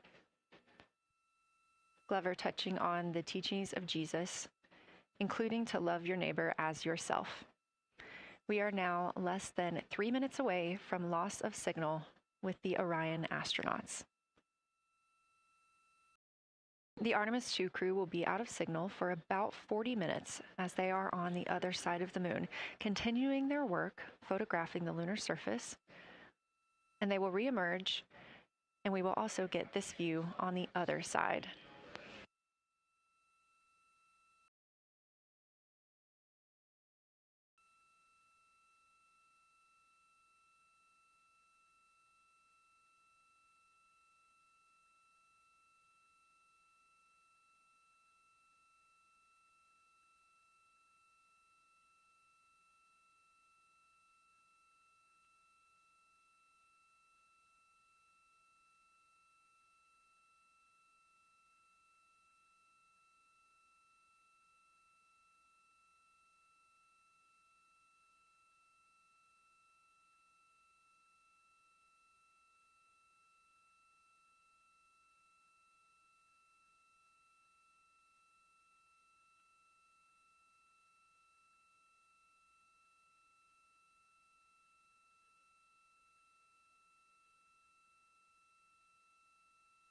Just about a minute and a half now until we lose communication with the astronauts aboard Orion on the Artemis 2 mission. Now, 5 days and 6 minutes since their launch on April 1st. Again, we'll be out of communication for about 40 minutes. And this really beautiful view of a crescent moon and a crescent Earth. How great thou art.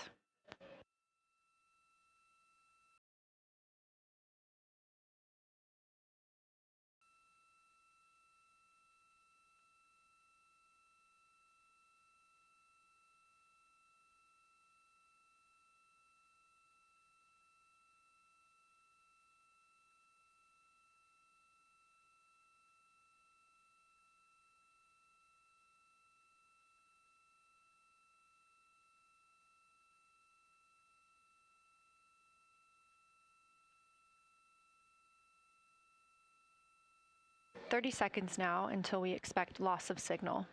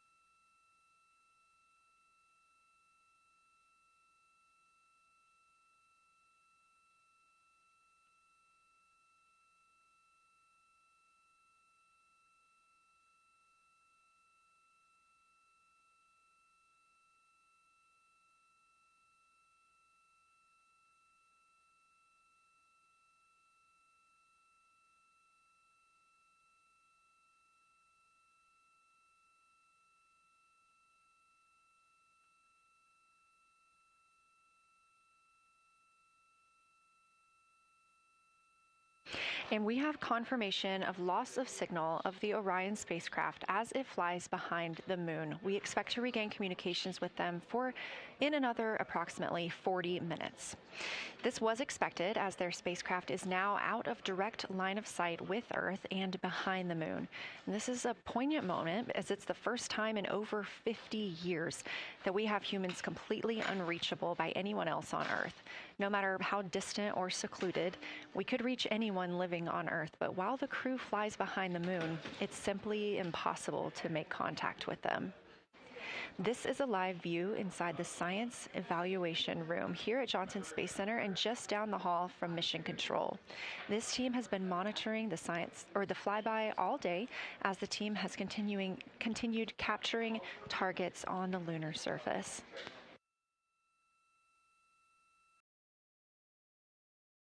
We even got to see this team in action as they were helping the astronauts identify some of the features they were seeing on the moon but not expecting. There will be a couple of milestones during this loss of signal. The first will be when the astronauts make their closest approach of the moon. at MET 5 days, 25 minutes, and 34 seconds, when we expect they'll be 4,067 statute miles above the lunar surface. Their maximum Earth altitude will be reached just 2 minutes later, at 5 days, 27 minutes, and 39 seconds, when their altitude should be approximately 252,756 statute miles. Once those milestones are reached and we have confirmation, we will report the official numbers.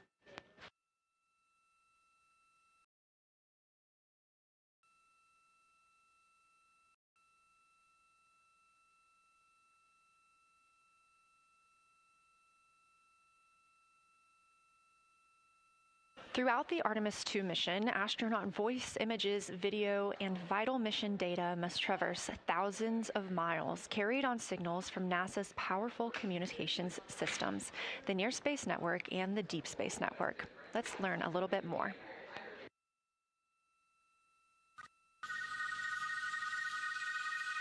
NASA's Artemis 2 will send 4 astronauts around the moon, preparing humanity for a long-term lunar presence and future journeys to Mars.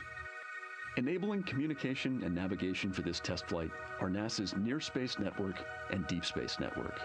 With antennas around the world and a fleet of relay satellites, the networks will deliver vital data to and from Earth through all phases of the mission.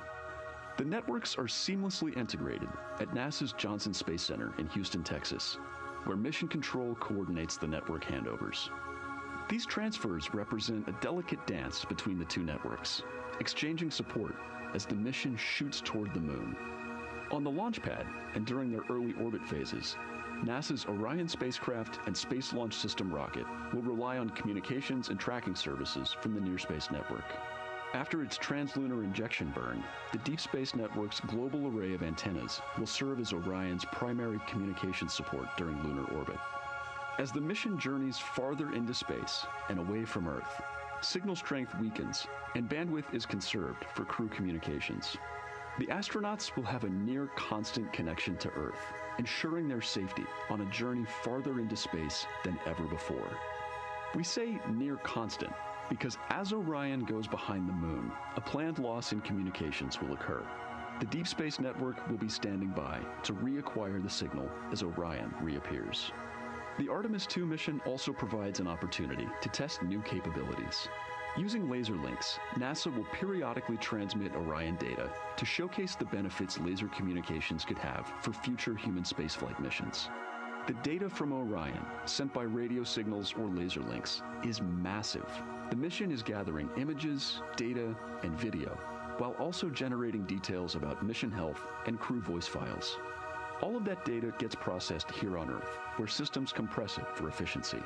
In the future, we'll upgrade these systems on Earth so that image and video clarity improve with each moon mission. With the Artemis 2 test flight, we're evaluating the communications infrastructure that will help carry us into the future as we explore the moon and journey forward to Mars.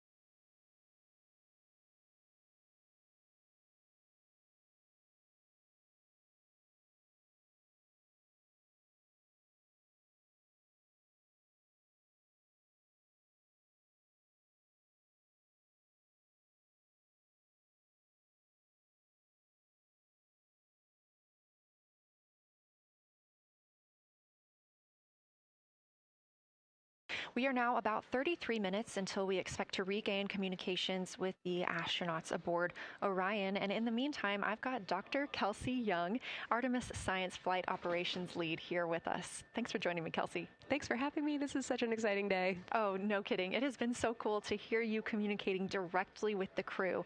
And I know that you have been preparing for this for years, so I am so excited for you and for your team. So just to get into that background a little bit, tell me about your background and what you've been doing on console. My background is as a field geologist. Actually, I studied impact cratering in the field for my PhD, so all these descriptions of impact craters have me just absolutely swooning.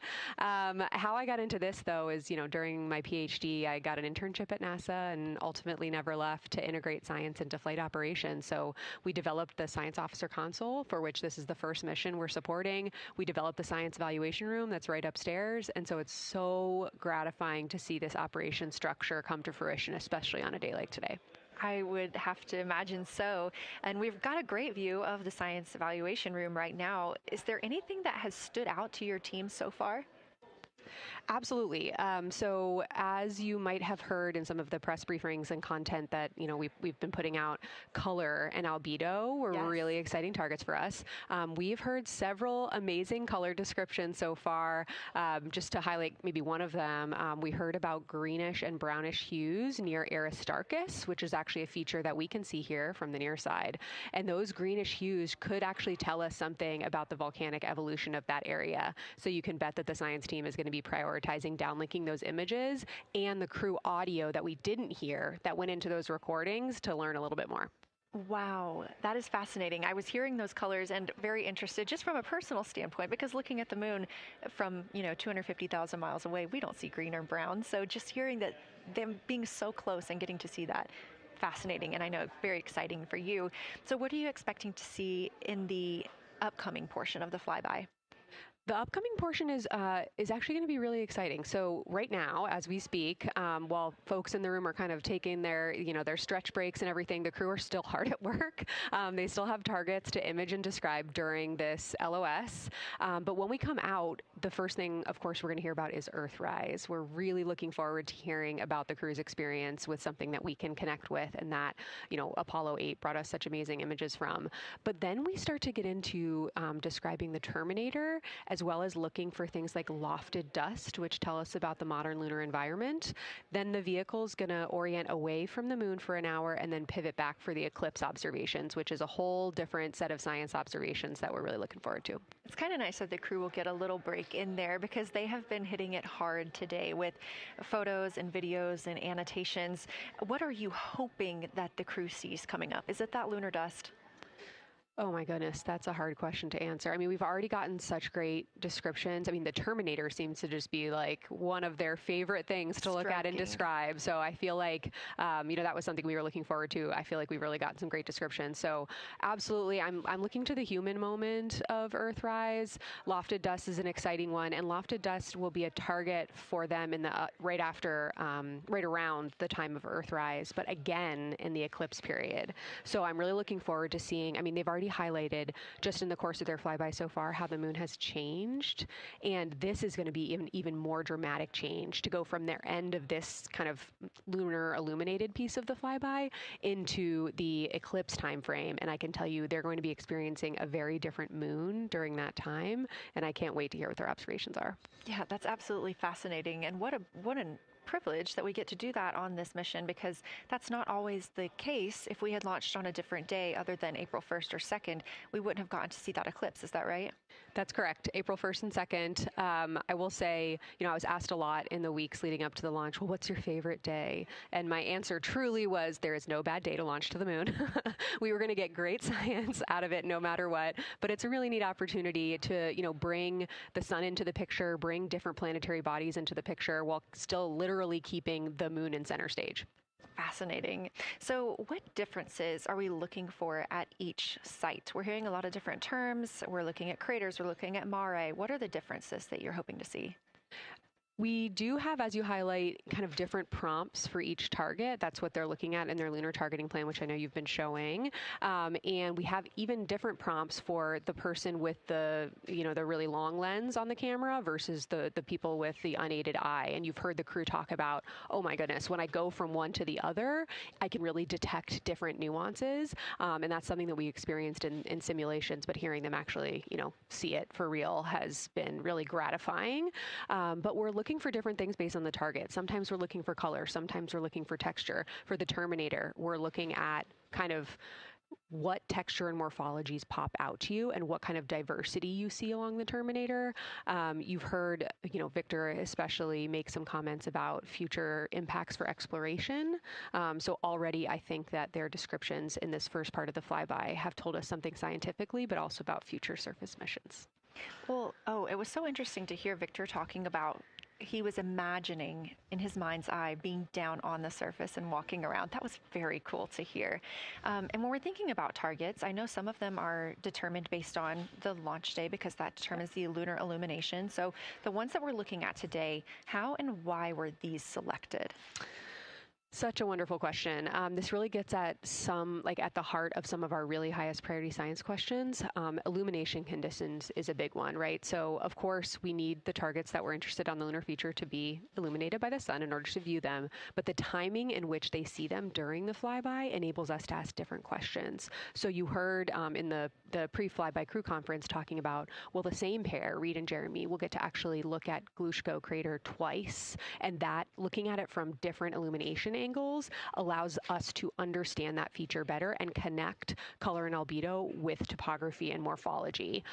Then you have other craters where you want to look at it with the sun shining on it obliquely versus straight on, and that tells you something different about the scientific objective that drove the target being on the targeting plan in the first place. We've talked a little bit with the viewers today about what the crew is able to capture in this short time frame of those craters in different lighting conditions. Could take years for something robotic to be able to do based on attitude maneuvers and where the sun is at. So can you just talk a little bit about the importance of having both the robotic operation and having the crew? Absolutely. We definitely don't want to minimize the impact of orbiting spacecraft. Lunar Reconnaissance Orbiter is the one that's often referenced. Data from LRO and its payloads have really been instrumental in getting us, frankly, to this point for Artemis 2 and future missions. But the human experience, the crew observations that we've already been hearing about, it is such a perfect complement to the orbiting spacecraft data because they are able to have this unique perspective. They are far enough away where they can make these contextual observations. You've already heard it. How many times have we heard the crew and their science sit reps say, if I track this feature from all the way up here in the northern hemisphere down to the southern hemisphere, here are comparisons I can make. That right there is not something we had the ability to do with the Apollo missions, and it allows just literally in the blink of an eye to synthesize observations that it would take, a really significant effort to coordinate with different orbiting platforms, and they're making it like that. Wow. It has been very, very exciting to hear all of their calls so far. And so I've heard they were able to capture every single target so far too. Is that correct? I think that's correct. And I think it's important also to remember that, and I know the science team is anxiously awaiting this, we've been hearing from the crew members who are not at the forward windows, right? Those crew who are, really in the thick of the observations, they are recording minutes-long observations per target on their crew tablets. We will be getting those down starting here in a couple hours, and that's going to contain really meaty science information that we haven't heard live yet, and that's going to form the basis of my conversation with them tomorrow morning, where we're going to have a really deep dive into the science and absolutely nerd out about what they were able to do today. One of the most gratifying things for me today is hearing multiple crew members say, thank you for putting the discussion times in the targeting plan, because when we have had the ability to put multiple brains on a problem, we have elevated each other. And I'm looking forward to them, sleeping on it overnight and then us actually being able to really, truly have an elevated science discourse tomorrow. Well, we're looking forward to it too, and I cannot wait to hear everything that you guys get to learn overnight from some of those audio recordings and just everything that they'll be able to share tomorrow. So, Kelsey, I know you are very busy. You've done a great job today, and thank you so much for joining us for this interview. Thanks for having me. It's such an exciting day. We are now expecting acquisition of signal in about 24 minutes. As a reminder, the Orion spacecraft has flown around the other side of the moon, where they are out of contact with our deep space network.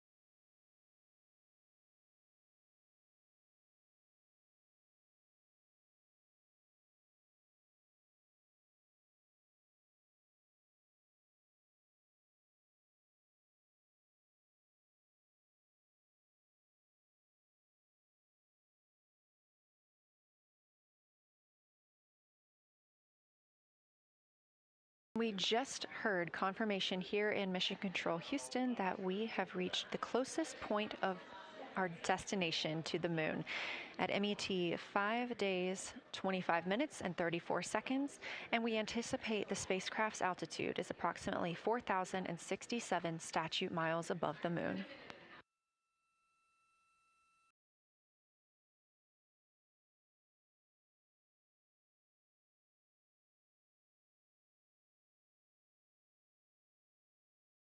We're continuing to track what the crew is doing while around the other side of the moon. They are continuing to take pictures of the moon, the Earth now out of sight. What they're in right now is a crew choice event. The science team has encouraged them to find interesting features on the surface, to take photos of those, and describe why they were interesting. Something else that they'll be looking toward next, just momentarily, will be impact flashes. They've got a few minutes allotted to look at the darkest portions of the moon. They're interested in short-lived flashes on the lunar surface because these would be caused by impact bombardment. After their impact flash targeting, the team is interested in if the crew can see lofted lunar dust. This would only be visible just before Earthrise. Now 20 minutes until we expect to regain communications with integrity and the astronauts for Artemis 2.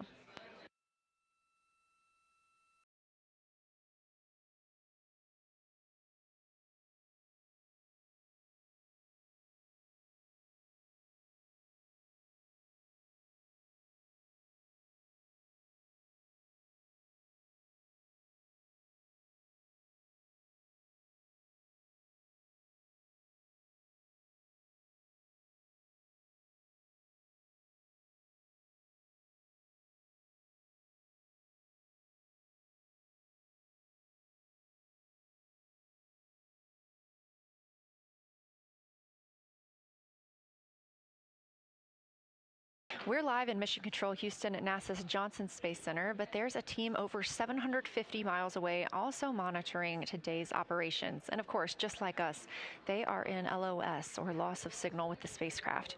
This is LUCA, the Lunar Utilization Control Area, and it's joined by LISA, the Lander Engineering Support Area, which are twin control rooms that will support missions and operations in lunar orbit or on the moon's surface in real time at NASA's Marshall Space Flight Center in Huntsville, Alabama. The LUCA and LISA are right next to each other and just a short walk away from the SLS Engineering Support Center, which is used during launch, and the POIC, where science on the International Space Station is monitored. LUCA primarily supports Artemis science operations, while LISA will provide engineering support for landing astronauts on the moon. During this mission, Artemis 2, teams in the LUCA will use the facility to support first-of-its-kind science operations to better understand the deep space effects of microgravity and radiation on the crew's physiology, immune systems, and ability to complete various tasks. The data from these science operations will inform future crewed flights to the moon. For future crewed missions to the moon, members of the NASA Human Landing System Mission Insights Support Team, a group of engineers, safety leads, flight operations experts, and technical authorities, will work in the LISA. There, they will monitor lander systems in real time and be involved in key decision-making processes throughout the mission. Teams are using the LISA during Artemis 2 to observe mission operations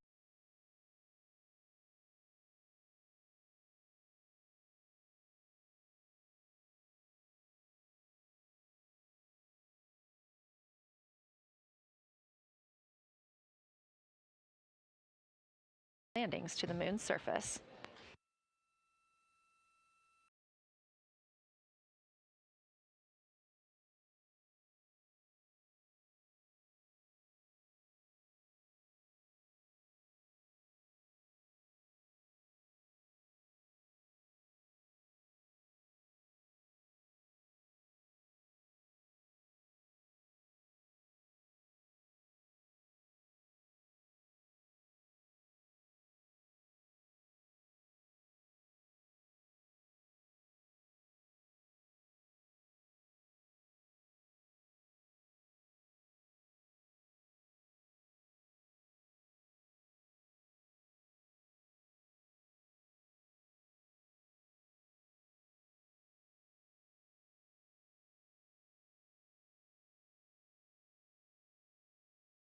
We now expect to regain communications with the astronauts aboard Orion in about 17 minutes.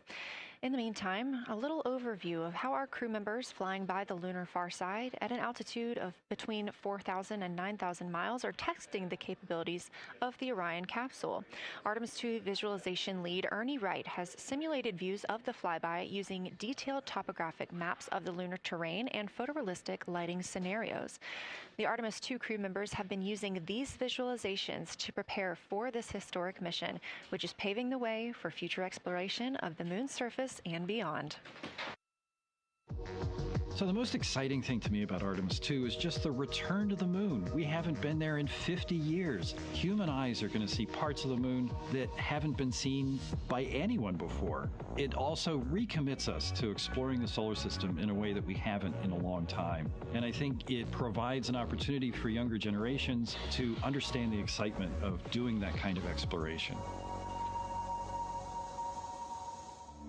Artemis is our return to the moon after 50 years. The emphasis of Artemis is going to be, first of all, science, but second of all, learning to sustain a presence on another world. First on the moon, but we're hoping that that's a stepping stone to Mars and other destinations in the solar system eventually. Artemis 2 will be a flyby mission. It's not going to land. We're testing all of the technology that we've created for flying to the moon since Apollo. A lot of systems have been modernized, and we need to make sure that all of those work. The astronauts will be looking out the window at parts of the moon that have never been seen by human eyes before.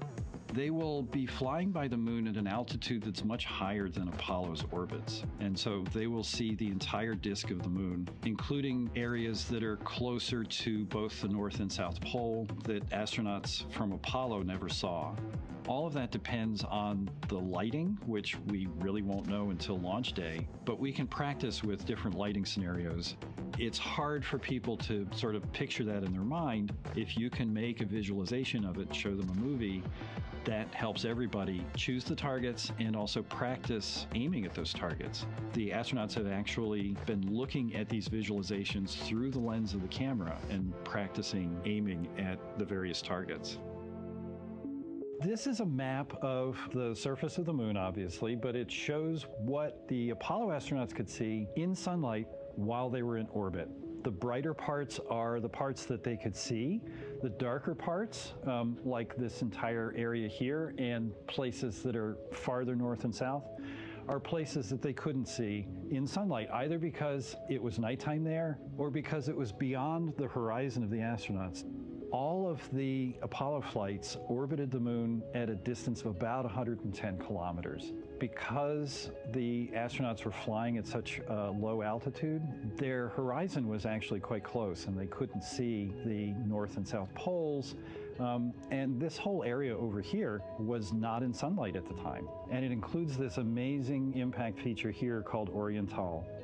Oriental is a very large impact feature. It's about 650 kilometers wide. It's got multiple rings. These are rings that form like ripples in a pond from the impact, but of course it's on a huge scale.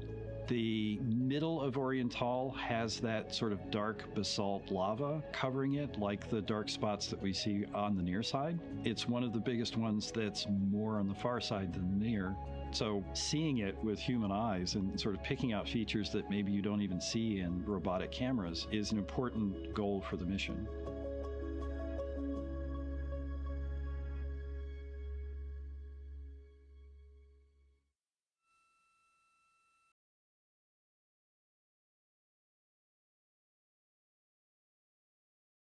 This live view in the Science Evaluation Room, or the SIR, here at Johnson Space Center in Houston, Texas, just down the hall from where we're at in the Artemis Mission Control Room. Teams continuing to monitor the flyby.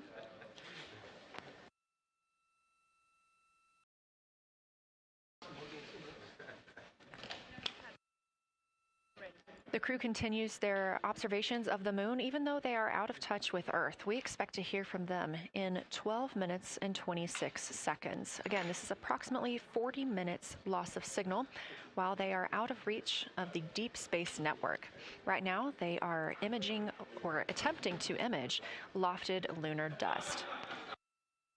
Throughout our coverage, we've talked a lot about the science and engineering behind today's lunar flyby, but we also spoke to the crew about what the moon means to them and how they see its place in human history.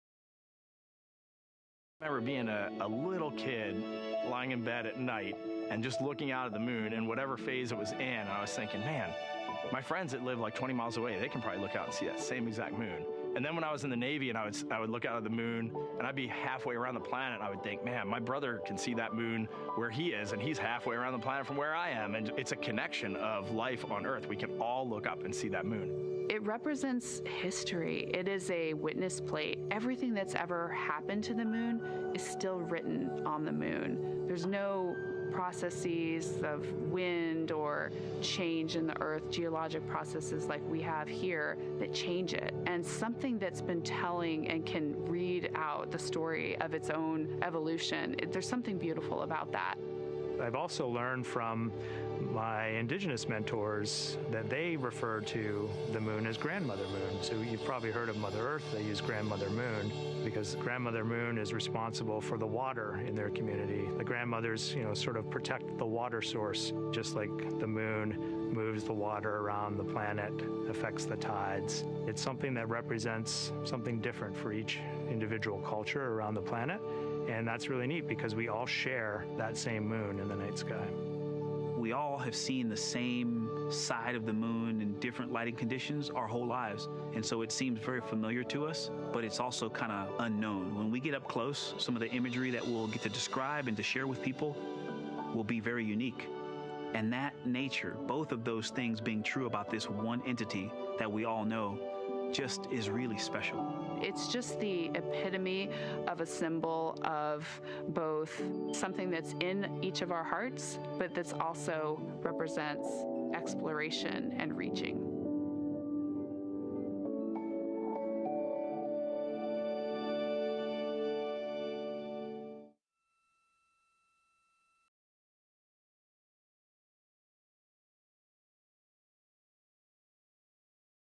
You're looking at a live view inside Artemis Mission Control here at Johnson Space Center in Houston, Texas. We are currently out of contact with the Artemis 2 crew. This was a planned, or not really a planned, but a tracked loss of signal that occurs when the crew flies behind the moon. We use the Deep Space Network to communicate with the crew, and when they are behind the moon, they are out of reach of that Deep Space Network. And when you consider our nonstop communications during the time in which we live, this is even more striking. For the Artemis 2 crew, they're only currently communicating with each other. Now, we expect to regain those communications in under 9 minutes from now, and we also are hopeful for a view of Earthrise. Despite being out of communication, the crew is continuously capturing imagery of their predetermined lunar targets.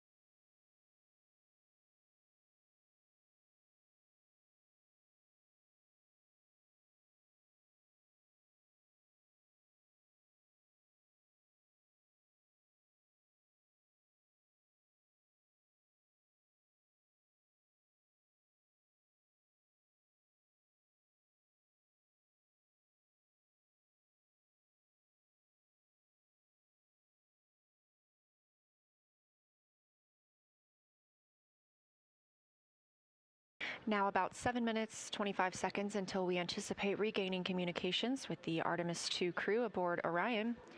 In the meantime, Artemis 2 lunar science deputy lead Marie Henderson is trained these astronauts to capture and document their views of the lunar surface for all of us to enjoy back here on Earth. I cannot wait to hear their voices when they get to the far side of the moon and I can hear them talk about seeing the moon out their window. I try to imagine it now and just I tear up thinking about it. Ooh, now I gotta hold on a second. We have human eyeballs connected to wonderfully smart brains our astronaut friends have. They are going to be able to observe the moon in multiple different ways. They can use their eyes, they'll look through their camera and snap pictures, and just looking out the window getting that human experience. But during Apollo, the astronauts were so much closer to the lunar surface. Our astronauts are going to be doing a flyby at a higher altitude, so they're going to be able to see the whole moon as a lunar disk on the lunar far side. That's a brand new, unique perspective that humans haven't been able to look at before. We are doing a lot of lunar geography training with them. They have study sessions and quizzes they can do that are assigned to them. You know, even if you're an astronaut, you still get homework. We actually get in the mock-up. In that enclosed physical space, we have to think through the hardware that they have, the cameras, the computers, their microphones to make these observations. There's 4 windows up front. Through one of those windows, one of our astronauts will be using a Nikon D5 camera with an 80 to 400 millimeter lens. So something that allows them to zoom in really far and actually take more detailed observations of the surface. It's almost like looking through a pair of binoculars as well. It's just like being a geologist out in the field. They're telling us what they're seeing, looking for colors, textures, different morphologies, and comparing the region that we're having them look at to the regions that are around them. We have a science team that is planning the targets that are going to be observed, putting them all on the timeline of how they're going to be observed, and then taking the first look at the data when it comes down. The Apollo astronauts were only on the moon for 300 hours total, and they only went to the equator. That's like going to places that were safer landing sites, and they only saw so little, 300 hours total. And so we have so much more to explore and so much more to learn, and we are the beginning of the next generation that gets to start being a part of these discoveries.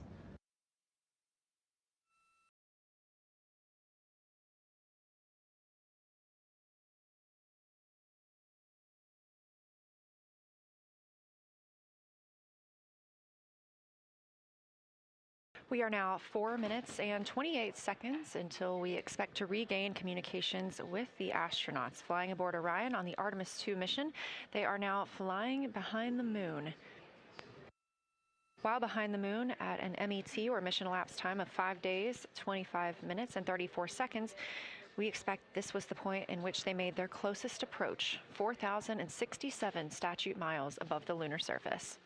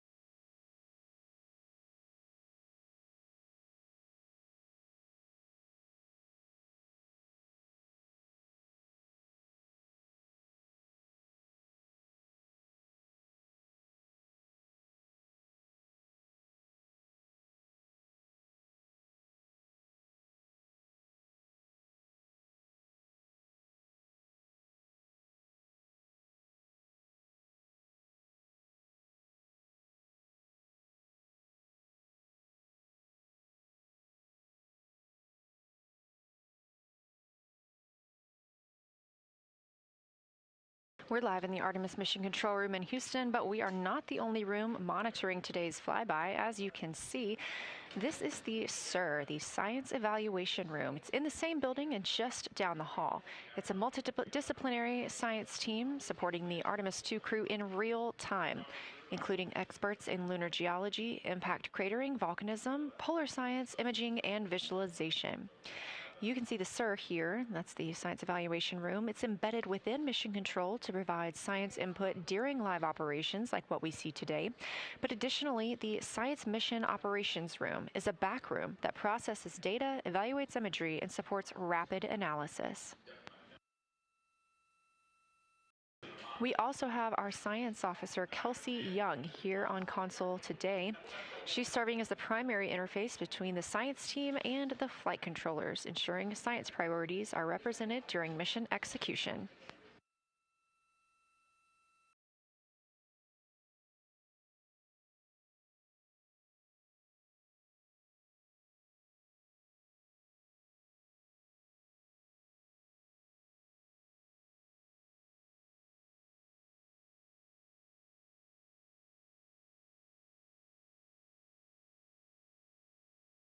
Coming up on 1 minute and 36 seconds until we contact Orion.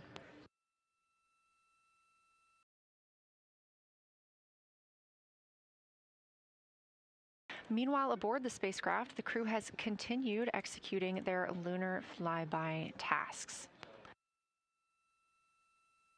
As we discussed earlier today, these activities have been precisely timelined, and this is the fourth of 5 blocks of time during which the crew will be observing the moon from Orion's windows. At this time, pilot Victor Glover and mission specialist Christina Cook are observing the moon at windows 2 and 3. One crew member is in window 2 with a blue shroud over the window, taking photos and using an 80 to 400 millimeter zoom lens, while the other astronaut is in window 3 using their portable computing device, also known as a PCD, to make annotations. And both of those crew members are making audio recordings of what they are seeing. They are wearing headsets connected to their PCDs, and those audio recordings are being sent to the science team tonight. We are not hearing those live. However, we have been hearing quite a lot of great descriptions from the crew who have been serving as the support. Right now, the support team members are Reed Wiseman and Jeremy Hansen. Those team members are providing science sit reps, situation reports, calling down a few times each hour to discuss what they're observing. And even though we're out of contact with them right now, they are still conducting those science sit reps as they'll be available once they come back around the moon. The situation reports include how the crew is positioned, any missed targets, or anything unexpected they saw. They're also including lunar target descriptions, any hardware issues, and their emotions and reactions.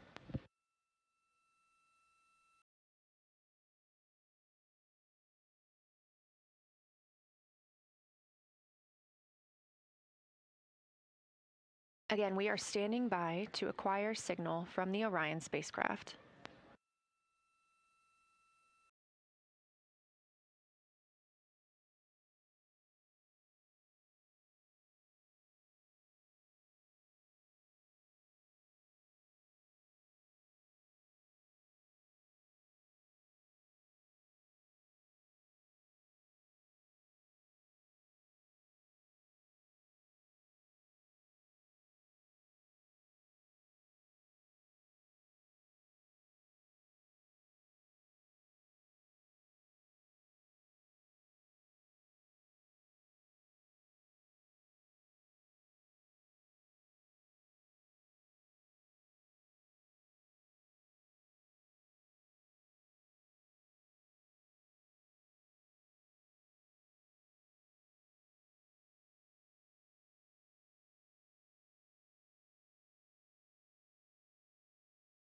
We're in the Artemis Mission Control Room at Johnson Space Center, getting our preliminary contact with Orion, that acquisition of signal coming after a 40-minute loss of signal, during which the crew was flying behind the moon, out of contact with anyone on Earth.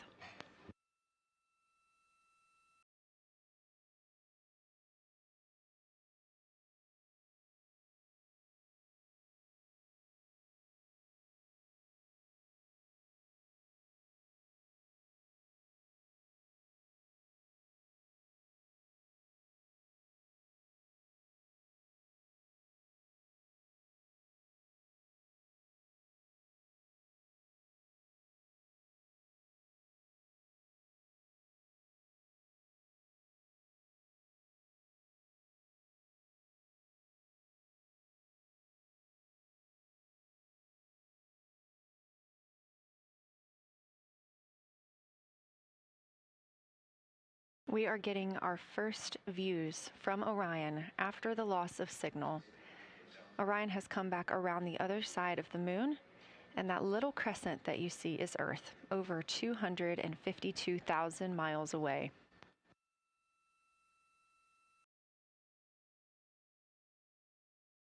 With this transit complete, lunar flyby continues, but Orion has also technically begun its journey home.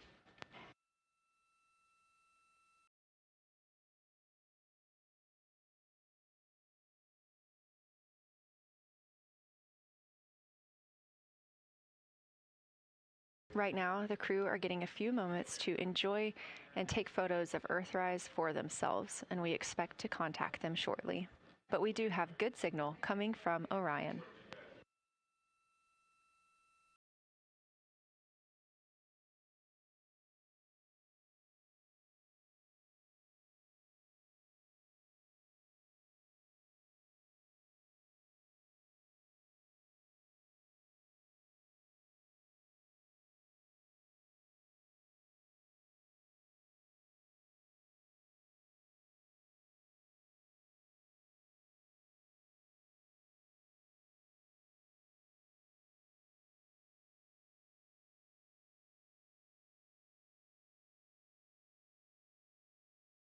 This view from inside the Orion spacecraft, all 4 astronauts now back on the other side of the moon and in contact with us on Earth. Their tasks for lunar flyby did not stop as they went behind the moon and out of contact with us. We anticipate during that time they were attempting to image some impact flashes, short-lived flashes on the lunar surface, which would be caused by impact bombardment and potentially even lofted lunar dust. Right now, of course, they are getting pictures of Earthrise. After this target, they will get a short observation break. It's about an hour long, actually. Houston, integrity, comm check. Integrity, we have you loud and clear. How many?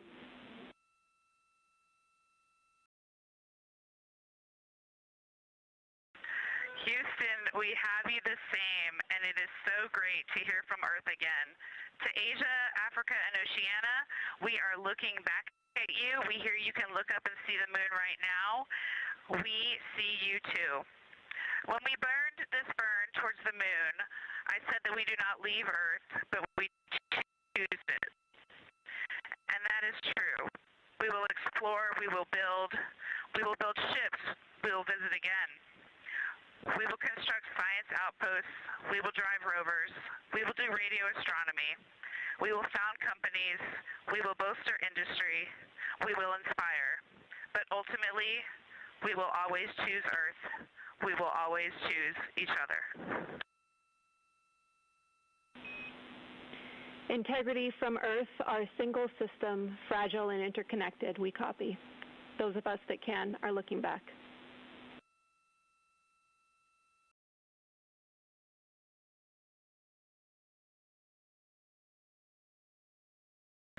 We are happy to say we copy.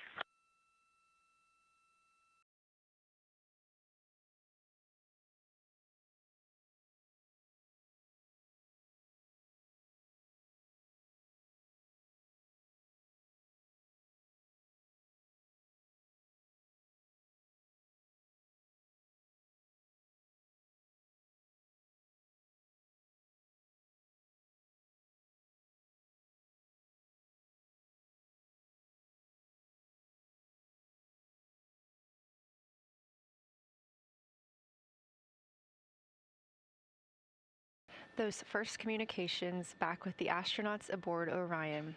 Christina Cook calling back to what she said just before translunar injection burn, that with this burn, we do not leave Earth, we choose it. The translunar injection burn served as not only what put them on this trajectory to fly around the moon, but what also committed them to splashing down in the Pacific Ocean on Flight Day 10.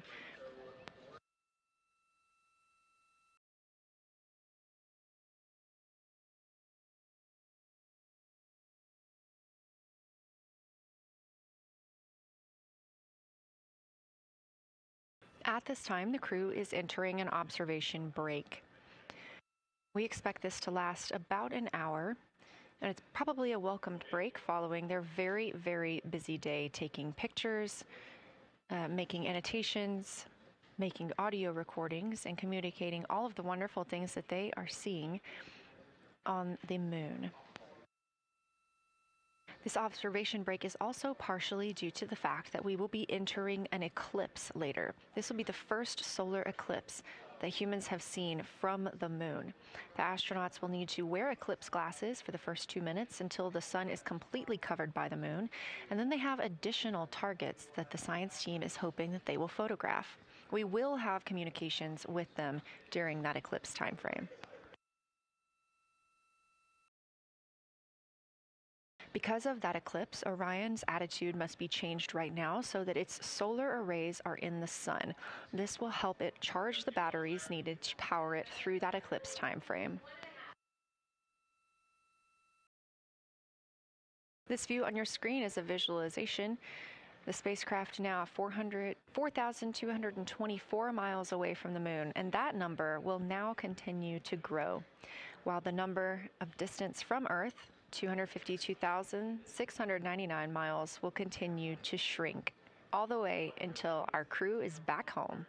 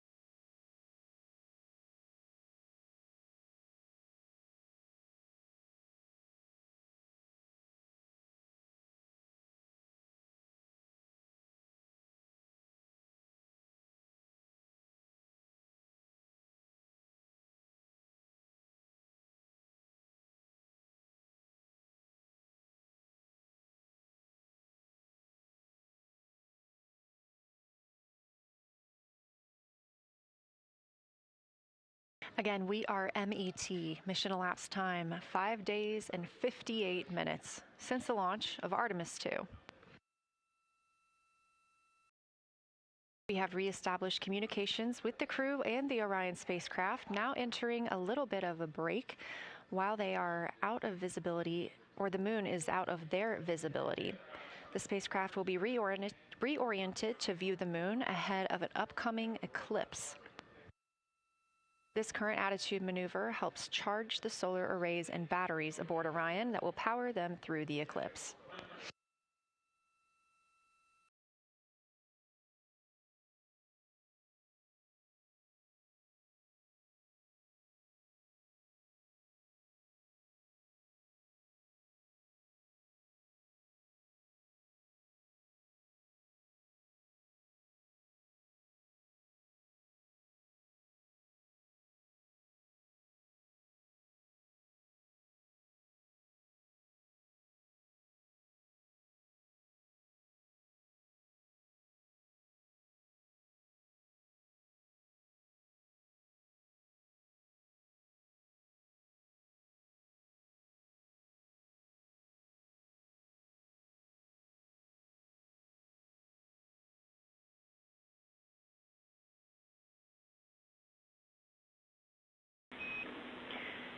Integrity, Houston.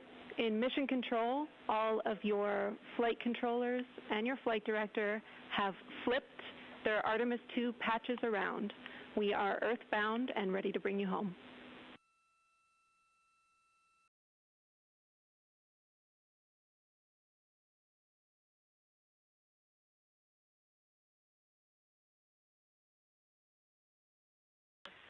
That's great.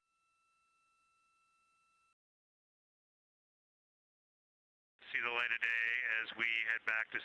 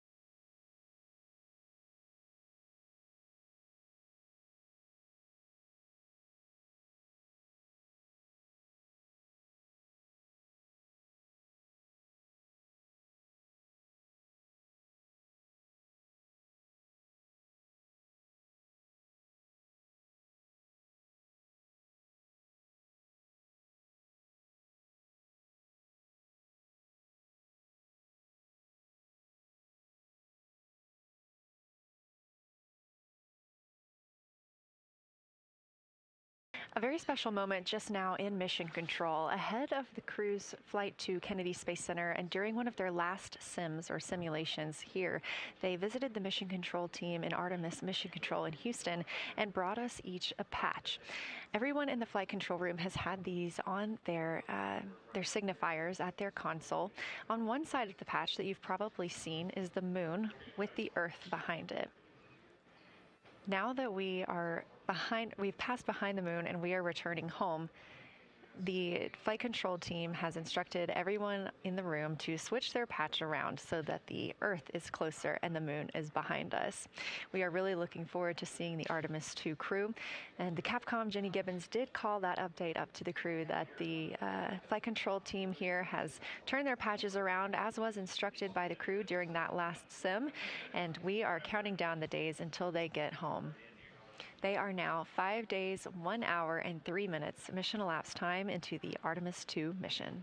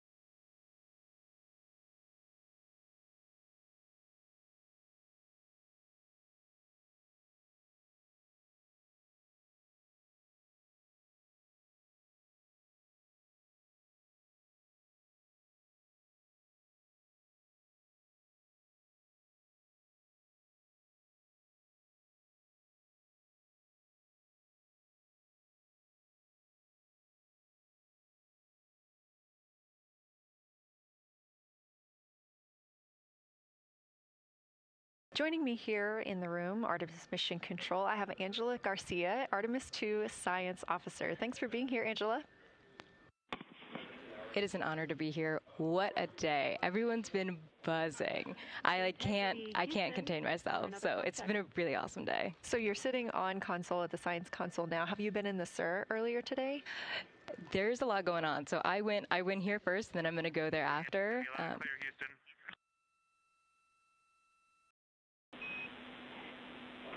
All right, Integrity, we hear you. That was a little clipped, but I think we have a better link now. We experienced some blockage from a solar array. We moved it, and we are in bias tail to sun.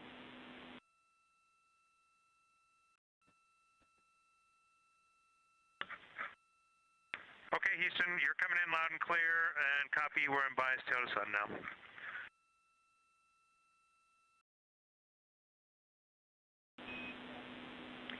Affirm and Integrity, just so you know, we did not hear your response once we flipped our patches. Jeremy, we heard you call down, but you were clipped, and then we briefly lost comm. Glad we're back.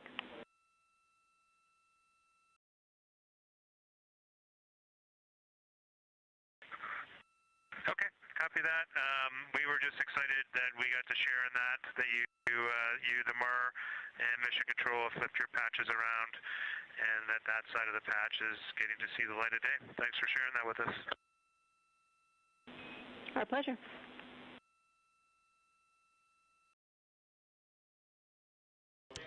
Okay, Angela, so can you tell me a little bit about your role supporting Artemis 2 and the science preparation for the mission? Yes, so I'm one of the 3 science officers. So Kelsey's been on console all day. I'll take over kind of closer to the end of the day. And then Trevor Graff is on the planning shift. And so it's the 3 of us in this 24-hour cycle supporting the mission. And so the science officer console is a brand new console to mission control. And it's not every day that you get a new discipline incorporated into mission control. So it's been such a significant milestone for us. And it's just a testament to like the commitment that the Flight Operations Directorate and NASA have, that they're going to be integrating science and maximizing science throughout Artemis. So it's really exciting. And then the science preparation. So I'm on the operations team, but I'm also on the training team. So all the incredible training and shout outs that you've gotten today, it warms my heart. It warms everybody's heart in the science evaluation room. I promise you that. But so all the classroom training, the field training, the mission simulations, right, we were part of all of it. And, that is what we did to get the crew to be, they are a part of the science team, and they are the forefront, that nice edge. And they've just been doing such a great job today. I know. I imagine that you have to be pretty proud of them. Their reports have been fantastic. So I would like to know a little bit about how you have developed procedures for this crew. What kind of science activities are they carrying out inside the spacecraft? Yeah, so the procedure development has been a unique challenge. I would say the exploration science that we're doing is inherently pretty flexible, and operations is, I'd say, inherently has more structure and rigidity. And so to marry the two and to operationalize the science that we want to get done has been a challenge. But I think we've been able to go through these processes and create good products at the end and have a good plan. And yeah, it's been really great. What was the second part of your question? Just what kind of these science activities that they're performing, which of those have you really had a hand in? Yeah, so a lot of the procedures help organize what the crew is doing in the cabin. And I know we've talked a lot about, what they've been doing, and they've been doing a lot, and it's been a little dark, so I can re-explain what some of those things that they're doing. So the observation blocks are about an hour long, and the crew is organized, the 4 crew members are organized into 2 pairs of 2, the window team and the cabin team. And the lunar targeting package that you've been showing up and that the crew have on their handheld tablets is really the instructions for the window team. So the window team, the 2 crew members are looking out the window. One has the camera with the long lens. One has, they're just looking out the window with their unaided eye, and they're taking these detailed observations. And then halfway in that observation block, they do the window team position swap. So that's what Capcom's been calling out, and they'll switch positions. So each crew member has a chance to have that long lens.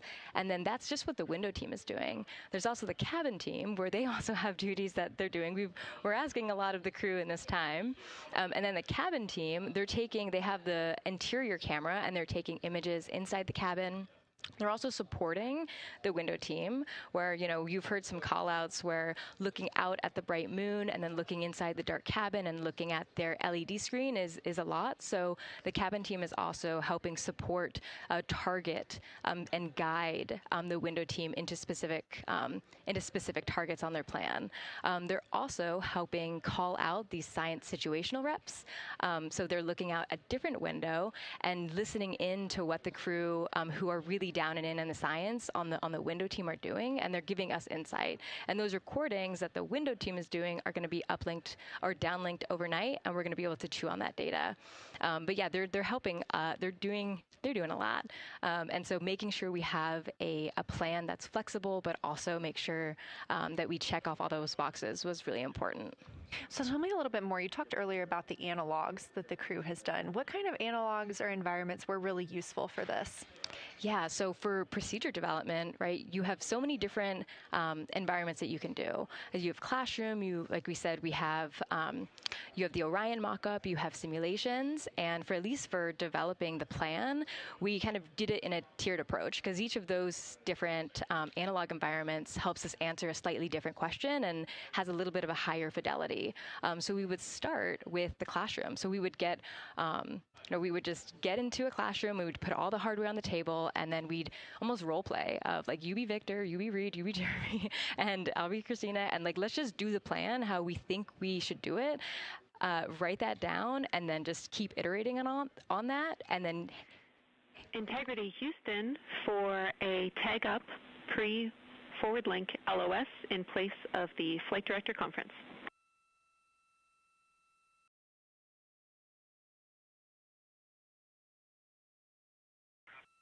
Okay, Jenny, we're ready. All right, crew, I'm going to roll through a couple of topics here. The first two are for timeline. First of all, read for your toilet maintenance. It is a shortened toilet maintenance where you do not have to do the oxone changeout. That portion of the procedure is canceled. Victor, you have an HHP stop activity on your timeline. We need you to perform that as scheduled for bandwidth reasons. For your next portion of the flyby, in particular the eclipse, we want to remind you that you can take off the eclipse glasses when the sun sets and you are simply looking at the corona. And then finally, for the D5 with the long or zoom lens, which is set for solar corona, we want to remind you that when you are capturing Earth shine, you will likely have to adjust the exposure. That's all I have for you. Let me know if you have anything for us.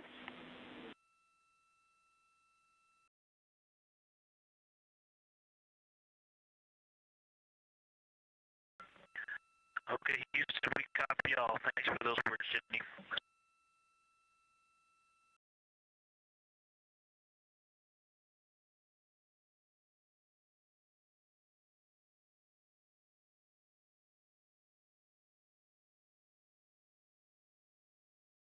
All right, just a quick call up to the crew ahead of a forward link LOS, meaning that we won't be communicating with them, but we will be receiving their communications and data during that time frame. So, Angela, we were talking about analog environments. You were telling me about the classroom and getting in there and pretending who's Victor, who's Reed. Tell me more about this. Yeah, it works pretty well. So you're going to do the plan how you expect it to be, and then once we finalize that plan, we'll give it to a completely new group of people and have them practice it. And then they'll be like, these steps don't make sense. And we'll reiterate on it over and over. Then we'll take it to a higher fidelity environment like the Orion mock-up, and we'll do the same thing because that volume is smaller, the window placement, their seating, what things have we forgotten with this addition of this environment. And then once we reiterate on that, we'll take it then, we'll give it to the crew and have them execute off of it during mission simulations. That's the highest fidelity that we can do before we send it to space. So this is the first time we've had to do this because we're a brand new console, and it just sparks so many neurons of like, how are we going to do this for surface missions and integrate this in so many different ways. So excited to have kicked off this process, but there's so much more to come. Fascinating. And I think it was really well thought out too, because each crew member gets an opportunity to do each task. And so you're getting different perspectives and different insights from each crew member, maybe even about the same target, but something that one person sees could be completely different than something another person notices. So we also know that Artemis 2 has traveled. They're now on their way home, but they traveled farther from the moon than the Apollo missions did. So what makes that vantage point scientifically interesting? Yeah, observations are so fundamental in the scientific toolkit, particularly observations from different perspectives, different scales, and with different techniques. And so we really tried to make the plan to optimize those. There's pros and cons for all those things for this mission. So we really just focused the plan to have all those pros. So in terms of scale, this zoomed out scale, you can learn different things. This different perspectives. So their perspective, as Kelsey talked about, photometry around when they orbit the moon. And then also just their different the different things they're able to observe. So yeah, let me talk a little bit about scale, because I think observations at different scales, you can gain a lot of different information. So like, for example, if you were an astronaut on the surface looking at a rock, and you describe at this micro scale. So in training, we kind of talk about observations from micro to macro, or from outcrop to orbit. So looking at a rock at this scale, you can describe its components, you can describe what it's made of and its colors and its minerals, and you're like, okay, and this rock came from this boulder, and it's this part of this boulder, and these are the different things that I'm observing around. That gives me context to this sample. And then you zoom out a little bit more, and you're like, okay, well, I can see that this boulder came from, it rolled from this mountain ridge, or this high ridge feature. And then because I can see the trail that it came from, okay, now let me describe this ridge and, different parts in it and maybe other boulders that I'm seeing. And then you zoom out further of the orbit scale and you're like, this ridge is a part of this larger crater. So all of those different steps give you different information. And so that's why observations at these different scales and these different perspectives are so important. So this zoomed out kind of far view is this full lunar disk view. It's the full lunar on Earth, we see the full lunar disk as well, but now we're able to see it on the far side, and we're able to see it, all at the same time, which enables the astronauts to compare very quickly to different parts of the surface. And the color particularly is very compelling because you can just be able to very quickly compare from 3 different regions. Is it in the same family? Is this actually a little bit different? Compare that to what they see in their orbital data that they have access to on their portable computers, and really just be able to tease out that nuance and information. Yeah, we heard them make a lot of those connections today, and especially the color. We talked with Kelsey about this a little bit, just how exciting it was to hear the browns and greens and things like that. I cannot wait to see those pictures. Yeah.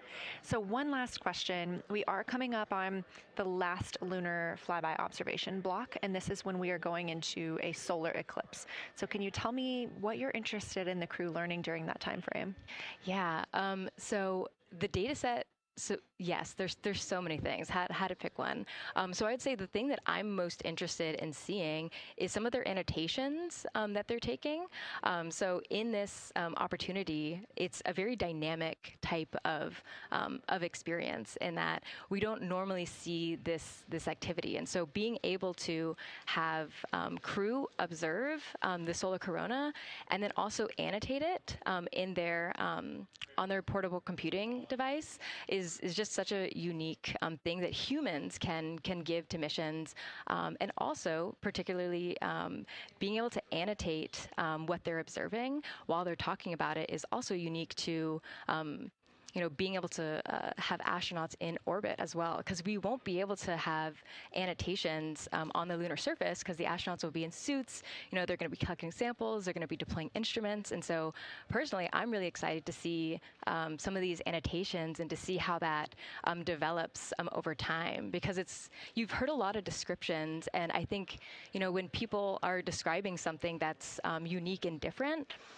you can interpret it differently. But if you're drawing and you're marking, particularly just going back to like the color provinces, for example, and those boundaries, you know exactly what they meant. And really, I'm just very excited about those annotations. There's been some famous annotations that the Apollo crew have made, particularly about solar coronas and the structures that have, and lofted dust that have given a lot of debate within the scientific community of they're observing this phenomenon, and now it's our job to hypothesize of like, why are they observing this? Like, what is going on?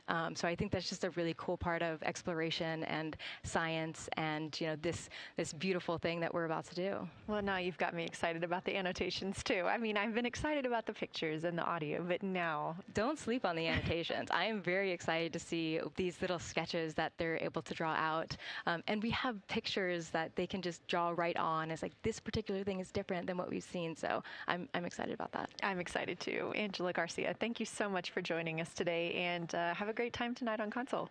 Thank you, and you've been doing a great job, and so excited to see where we go from here. Thank you so much.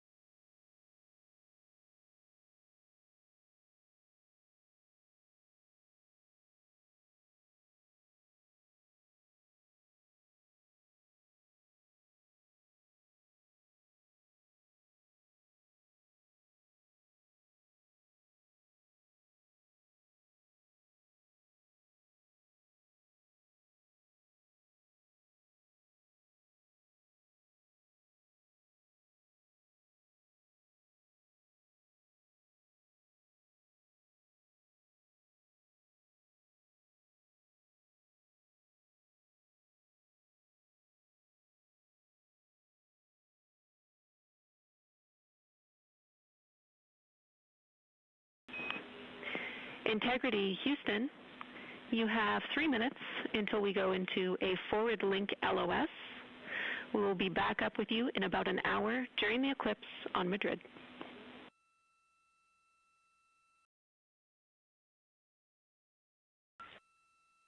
Thanks for the heads up. Look forward to seeing you on the other side. Likewise.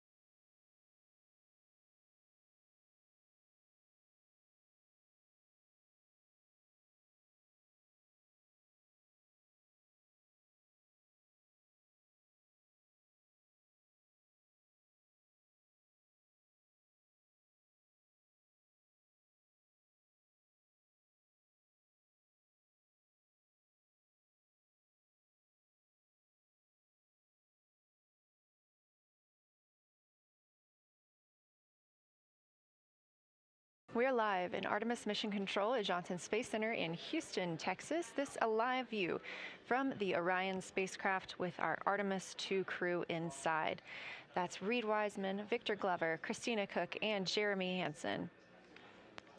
We are still live for our lunar flyby coverage. The crew is in a short break while the spacecraft is pivoted away from the moon. We are going to be going into a solar eclipse. This is the first time anyone has ever seen a solar eclipse from the moon. So it's going to be a unique vantage point for our crew. But ahead of heading into that solar eclipse, we need to charge the batteries on the Orion spacecraft. Therefore, we have positioned the solar arrays into the sunlight to allow time for those batteries to charge. We will get back pointed at the moon just in time for that solar eclipse. We are also in a forward link LOS. What that means is essentially we cannot send calls or commands to the crew right now from the ground. However, we clearly get all of their data and communications. The spacecraft is now 4,632 miles away from the moon, and that number will only continue to grow as the distance from Earth shrinks, now 252,523 miles away. Our closest approach to the moon today was approximately 4,067 statute miles in altitude. Our maximum distance from the Earth is suspected to be 252,756 statute miles.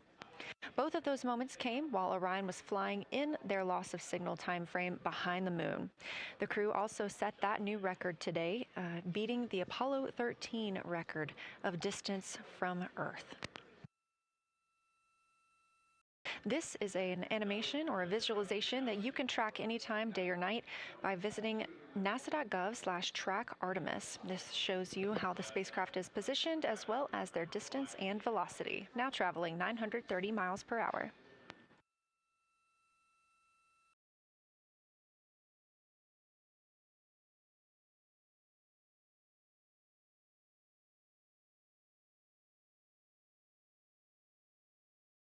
During this break in their time today, the crew is working on a couple of other tasks.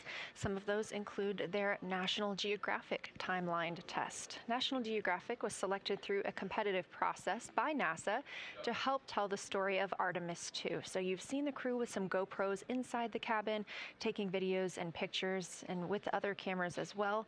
National Geographic plans to leverage its portfolio of media assets, including magazines, social and digital content, and television programming for engagement opportunities.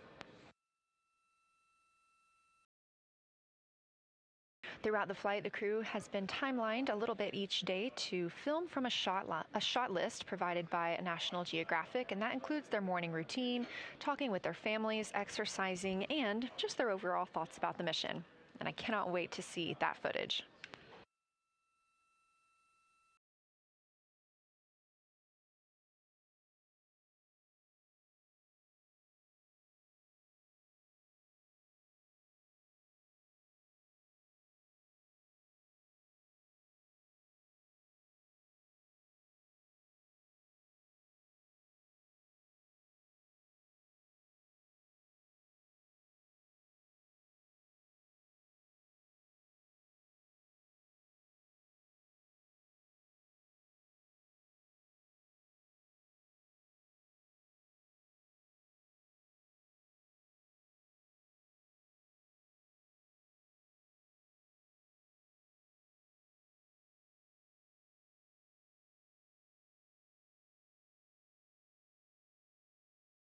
Teams on the ground reporting that the spacecraft is looking good and that the power aboard is good as well, all setting us up in a proper position before eclipse.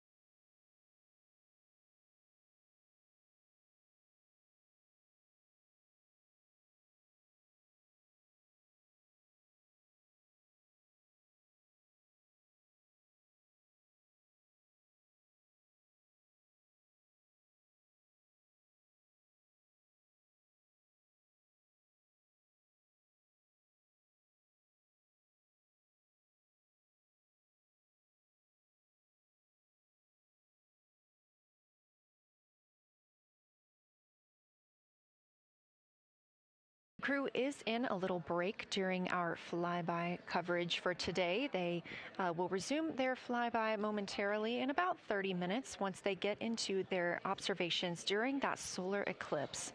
Now, the moon is our nearest celestial neighbor, orbiting Earth at less than 250,000 miles on average. When our astronauts venture there for future Artemis missions, they'll target landing sites near the lunar South Pole. There, ancient rocks, minerals, and trapped water ice will not only provide resources for human explorers, but they may also contain clues to the formation and evolution of our planet and the solar system. Let's learn more about the lunar South Pole with this video featuring Dr. Kelsey Young, Artemis Science Flight Operations Lead. We learned a lot from the Apollo samples, but we still have a lot left to learn about the moon. The Apollo missions visited only a pretty narrow swath of the moon. All the missions were concentrated near the near-side equator. Really interesting and really critical insights were unlocked with the Apollo samples, but we have so many questions still to answer about the moon and the evolution of the moon. And liftoff of Artemis 1.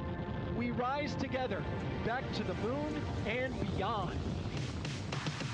NASA's Artemis missions are NASA's plan to send people to the surface of the moon. We'll be sending people and roving assets and scientific equipment to, among other things, answer a lot of really compelling science questions. Scientists have a lot to learn about the moon. It's our nearest celestial neighbor here to Earth, so what the moon has experienced, we've experienced. Except here on Earth, we have things like plate tectonics, oceans, forests, people that erase the rock record. Whereas on the moon, that whole record of our planet's history, of the moon's history, is just kind of waiting there at the surface for us to explore. The South Pole, which is where Artemis missions are going to target, is specifically interesting for a couple key reasons. We think there are volatiles at the South Pole of the moon that are not present near the equator. Things like water and water ice that are trapped in the lunar regolith, which basically just means lunar soil, that can easily become untrapped from that lunar regolith, and scientists can scoop up and study for return to Earth. The lunar South Pole is a really exciting scientific target, and it also comes with some challenges for operating. For example, the lighting environment will change drastically within the course of one mission, and even over sometimes the course of one spacewalk. So preparing the crew members, preparing the hardware that we're sending to the moon, and preparing the mission control teams is really, really important. The South Pole Aitken Basin is particularly exciting. We think it's one of the oldest and largest impact basins in the solar system. And if we can get the right rock from the South Pole Aitken Basin and bring it back to our labs here on Earth, we can use that sample to constrain the entire evolution of our solar system and really understand the timing of how the moon and our planet and the entire solar system evolved.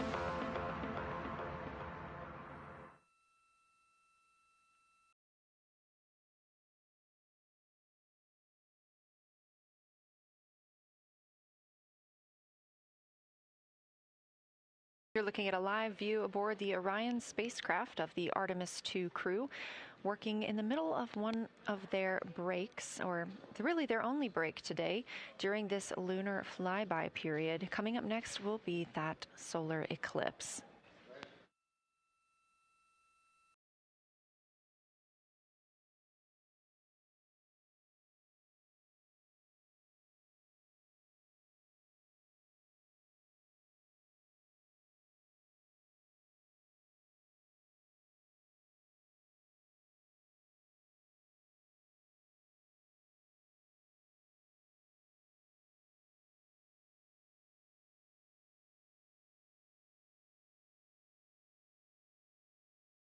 Throughout the Artemis II mission, and of course throughout today, you've likely heard the crew being called with the name Integrity. The Artemis II crew members named their Orion spacecraft Integrity during a news conference September 24th, 2025. The name Integrity embodies the foundation of trust, respect, candor, and humility across the crew and the many engineers, technicians, scientists, planners, and dreamers required for mission success. They said this name is also a nod to the extensive integrated effort from the more than 300,000 spacecraft components to the thousands of people across the world that must come together to venture to the moon and back, inspire the world, and set the course for a long-term presence at the moon. The crew also said that integrity is rooted in a shared core value of NASA, the agency's astronaut office, and the CSA, the Canadian Space Agency.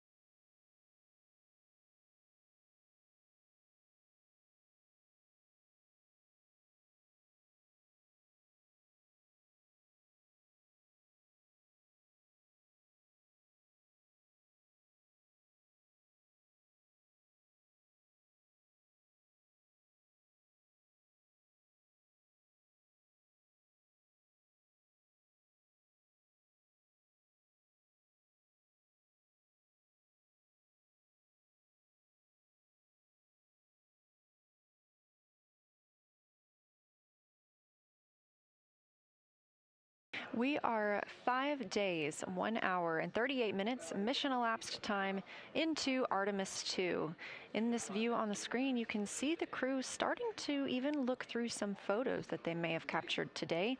We really look forward to sharing these photos with you as soon as we possibly can. And the best way to keep up with those is to follow NASA on social media. You can do so at NASA, and for this mission specifically, at NASA Artemis.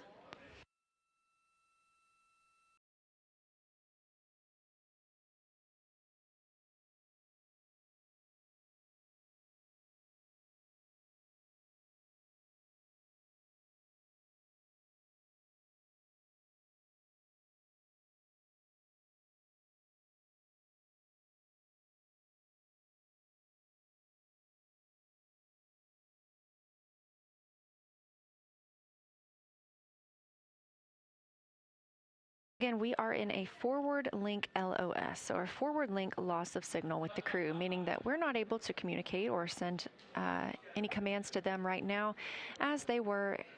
This is a tracked event that occurs at times, but they could still provide communications down here to us, and we are obviously still receiving their video and their data.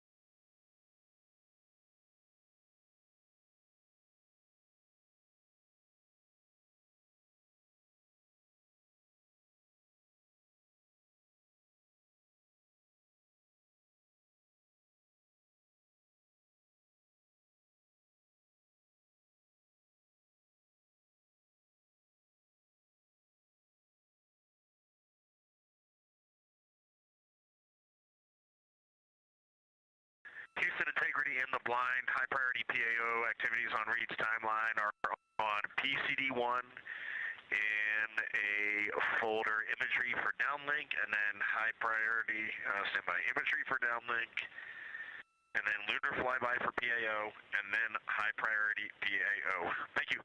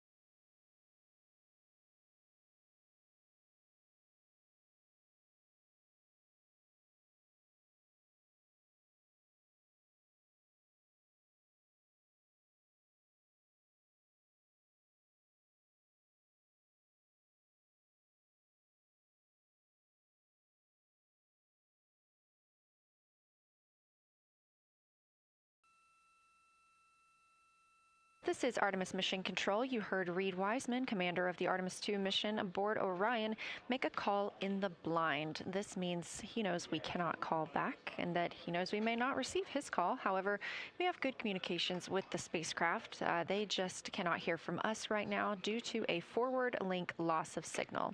Again, we were tracking that this would occur, and we will regain that momentarily. But that call that came down from Wiseman mentioned some imagery, so we are very much looking forward to getting pictures taken from the moon today. Again, to see those images, make sure you follow NASA on our social media at NASA and at NASA Artemis.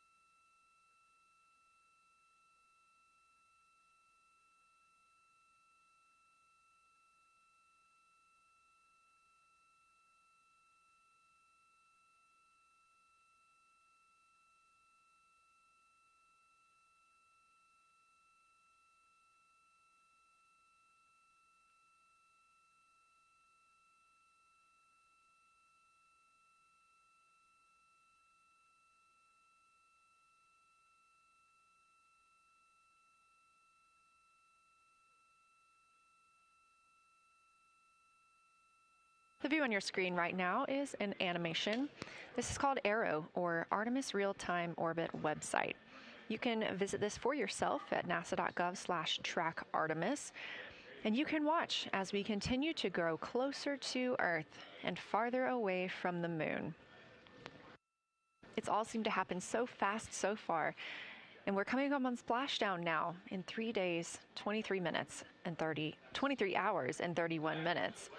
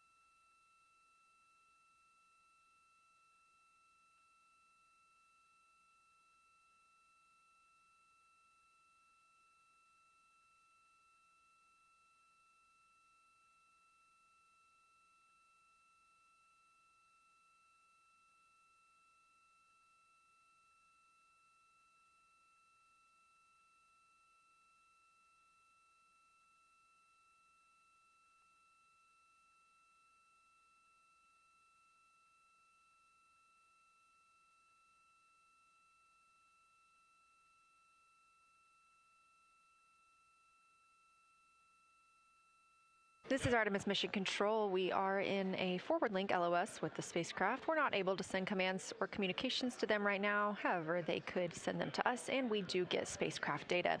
This is tracked as we are on the Deep Space Network. This is the network that we use to communicate with the spacecraft now that we are so far from Earth, over 252,000 miles. We are still in our lunar flyby coverage. The crew still have a very important and very exciting flyby milestone coming up when they will see a solar eclipse from the moon, the first humans to ever do so.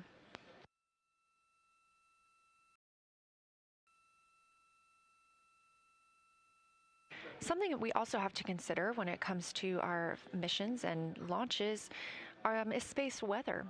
So since the Apollo 16 and 17 missions, there were some solar eruptions near that time frame that could have been dangerous to our explorers. Over those 50 years since those storms, the data, technology, and resources available to NASA have improved, enabling advancements towards space weather forecasts and astronaut protection, which is key to NASA's Artemis program to return astronauts to the moon.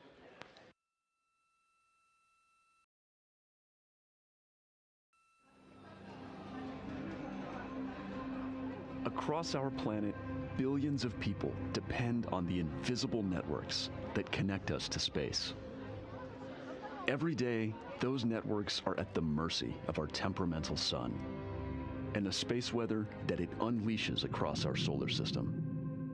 That's why NASA's space weather program tracks solar storms from the moment they erupt, modeling their paths, anticipating their impacts, and leading the research that the world's industries rely on. NASA's space weather research and modeling is driven by the needs of society and enables critical decision-making that equips pilots to reroute around high radiation areas, farmers to adjust GPS-based precision planting and harvesting plans, and power grid operators to mitigate the impacts of potential surges. For those exploring other worlds, NASA provides 24/7 space weather monitoring for Artemis crews at the moon and future Mars astronauts who may be exposed to dangerous levels of radiation during solar storms. Whether you're a pilot or a passenger, a farmer or a consumer, a power grid operator or energy customer, a satellite controller or GPS user, space weather impacts us all.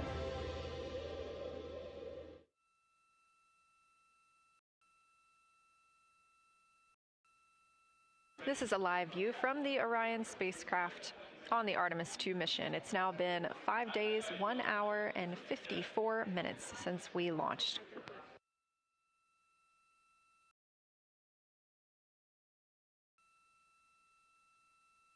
We are still in our flyby coverage, and the crew is on a short break right now as we have changed the attitude of the spacecraft to help charge the batteries aboard. We use the solar arrays to gather energy from the sun and store it in the batteries. That way, when we are not in the sunlight, we have those batteries to continue powering Orion. Now, we're doing so because the Artemis astronauts are about to experience a solar eclipse from their capsule. And this is a solar eclipse that no one else on Earth will experience. This eclipse is about 54 minutes, and to the astronauts, it'll look a lot like a total solar eclipse on Earth, except the moon is going to be huge compared to the sun, unlike when you watch one on Earth and the moon and the sun appear about the same size in the sky. We're interested to learn if they see the outer corona when the sun is fully obscured by the moon.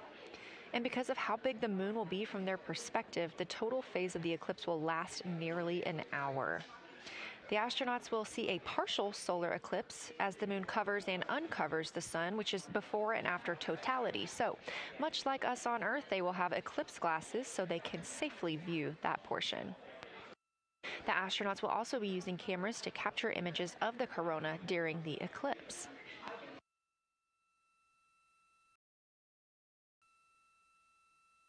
There also may be some other planets visible during the eclipse, including Venus, Saturn, Mars, and Mercury.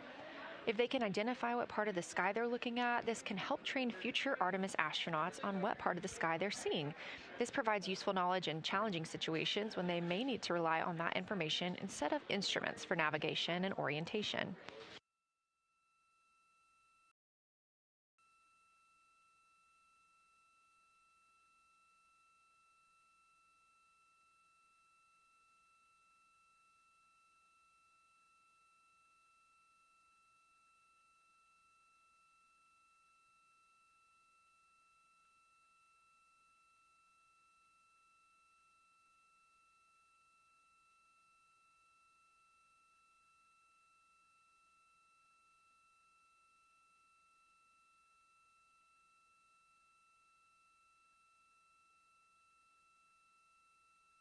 Confirmation from teams here in the ground that we have reached the eclipse attitude, meaning Orion is in the proper position to observe it.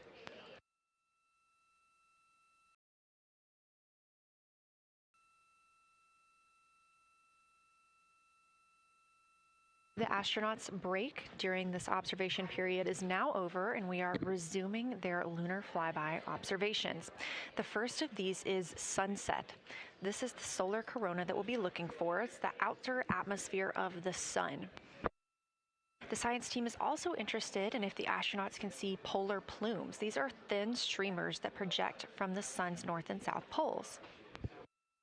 Additionally, they're interested in seeing if the crew can witness coronal loops. These are arcs close to the sun's surface. And something else that we've previously mentioned is lunar dust. This is dust from the moon that is lofted above the lunar surface and illuminated by the sun. It was reported visible by Apollo astronauts.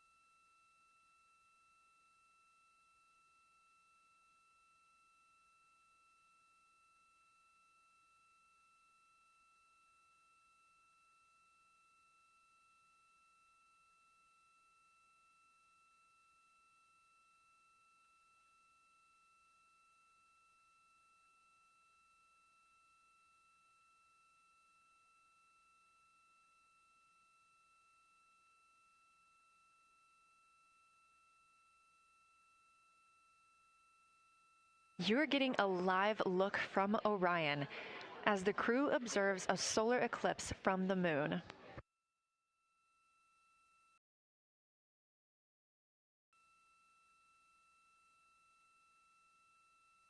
Again, this solar eclipse is only visible to the crew on the spacecraft. It's not visible to anybody on Earth. The science team is interested in several different targets for them during this time frame. And we're personally looking forward to getting those images as well. Again, during the beginning portion of this eclipse, the astronauts will need to use eclipse glasses, just like we do from Earth, to safely view it. Once the moon has completely covered the sun, they'll be able to take off those glasses for almost an hour. Totality on Earth during a solar eclipse lasts only a couple of minutes. So this opportunity gives them a chance to look out into deep space and to look into see if there are other planets nearby.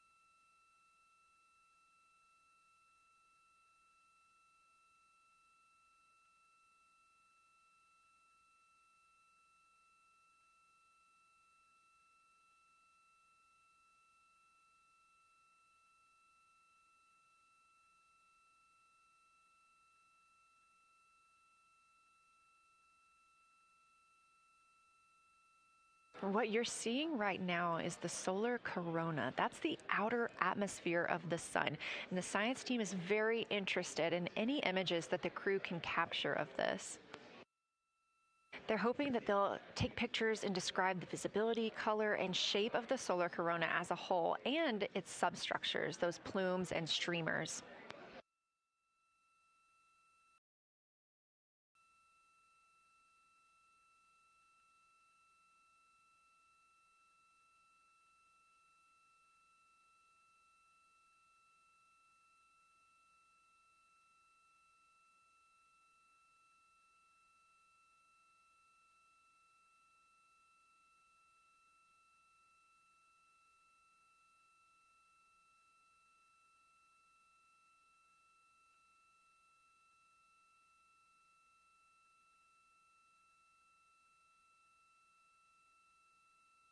Science, integrity, and the blind. This is continues to be unreal. The sun has gone behind the moon, and the corona is still visible, and it's bright, and it creates a halo almost around the entire moon. But when you get to the Earth side, the Earth shine is already shown. I mean, almost seconds after the sun set behind the moon. You could see Earth shine. The Earth is so bright out there, and the moon is just hanging in front of us. This black orb out in front of us, in front of now, not the blackness, but the gray that blends and drifts into the blackness. We can see stars and the planets behind it. And Christina is in window 1, Reed is in window 2 with the long lens, and Jeremy is describing it in window 3, and it is quite an impressive sight. You can still see the horizon lit up brighter where the sun set on that side of the moon. It is bright, and Earthshine is very distinct, and it creates quite an impressive visual illusion. Wow, it's amazing.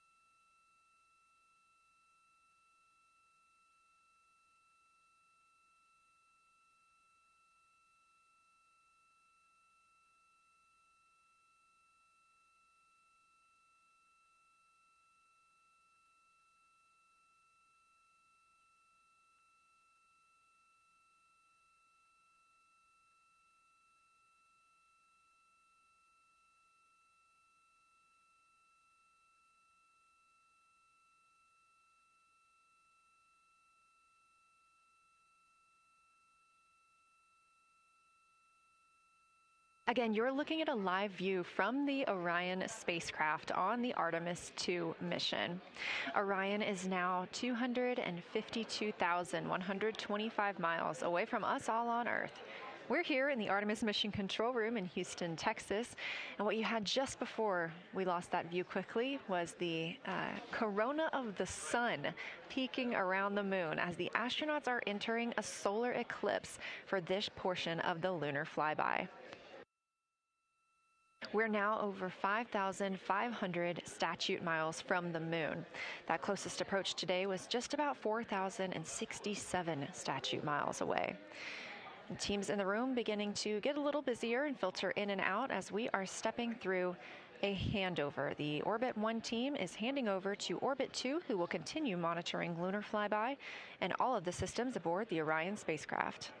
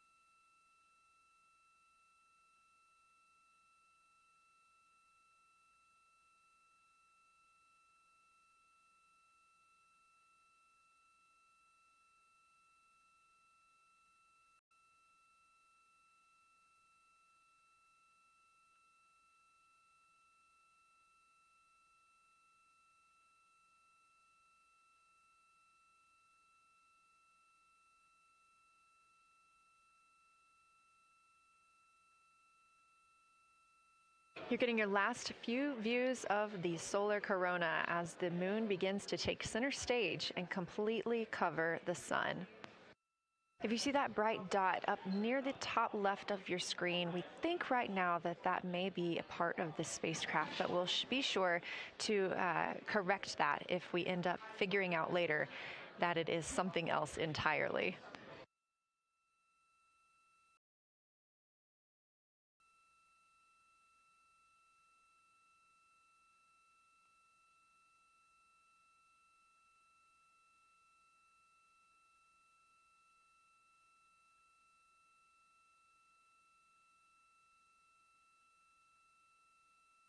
It has been an absolute honor to join you here today for the lunar flyby of Artemis 2, the first time humans have flown by the moon in over 50 years. I'm Leah Cheshire Mustachio, and I'm excited now to hand over the team is shifting around in the windows, and we are transferring settings on a camera to pick up Earth shine, and it is amazing. The brightness where the sunset is still bright. I think there may still be corona visible, but that part of the horizon is still lit brighter, and you still have a distinct Earth shine.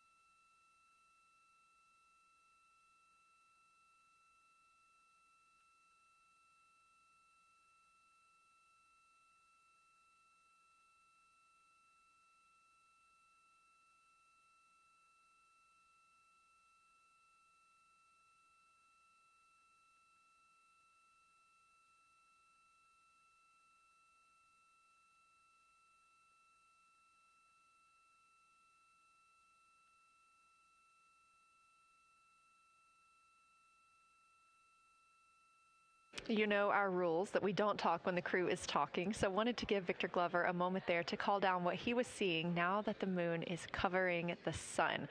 A really amazing time during today's lunar flyby. Again, thank you so much for letting us help tell this story today. I am Leah Cheshire Mustachio, handing it over to my friend Anna Schneider at the PAO console as the Orbit 2 team comes to join us. So thank you so much, and I hope you all enjoy tonight. Anna, you can take it away.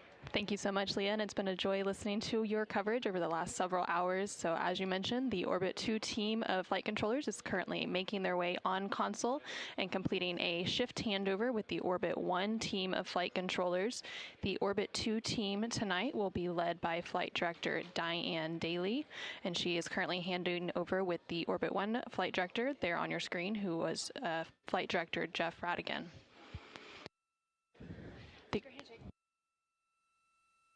The Artemis 2 crew currently on board the Orion spacecraft. It continues to observe the eclipse that they are witnessing. There's about 43 minutes remaining in that eclipse period.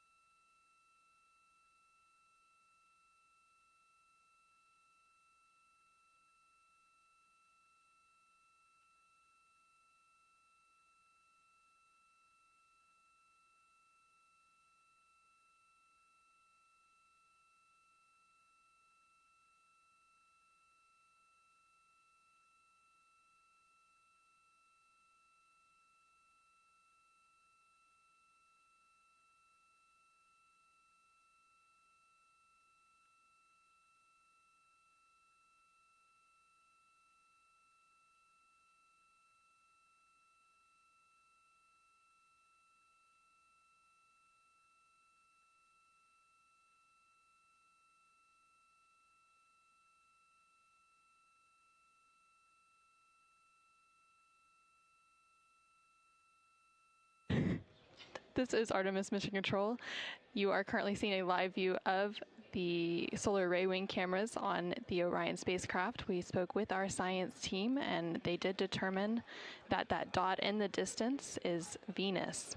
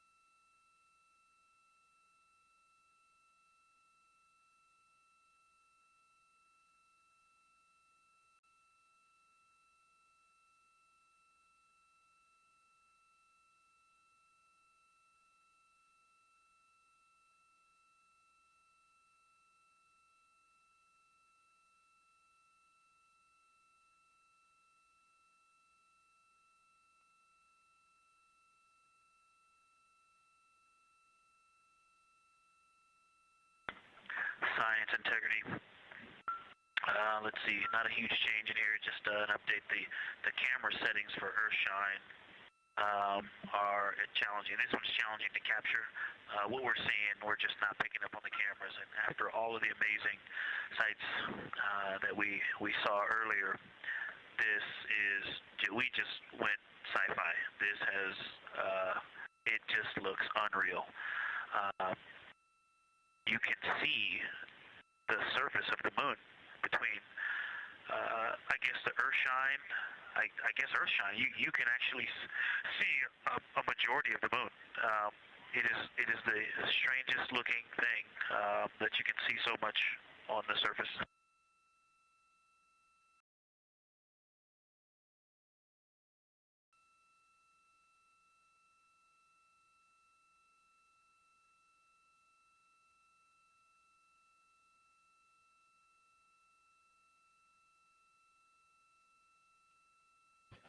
This is Artemis Mission Control. You were just hearing some communications called down from NASA astronaut Victor Glover, currently on board the Orion spacecraft.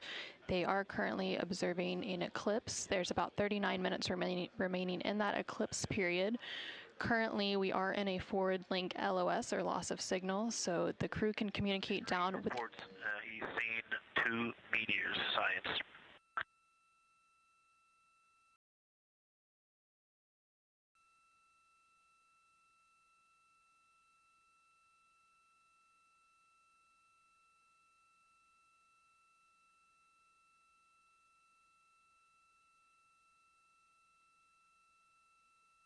So we are in a forward link loss of signal. We do expect to regain signal in about 3 minutes. And at that point, then the ground can communicate back up to the crew on board the Orion spacecraft. In the meantime, the crew can continue to communicate down to the ground. The ground is just unable to respond. So they are continuing to provide some science observations during this eclipse period. They've made some comments about Earthshine, which is the sunlight reflected from Earth when they come around towards the moon's near side late in this flyby window.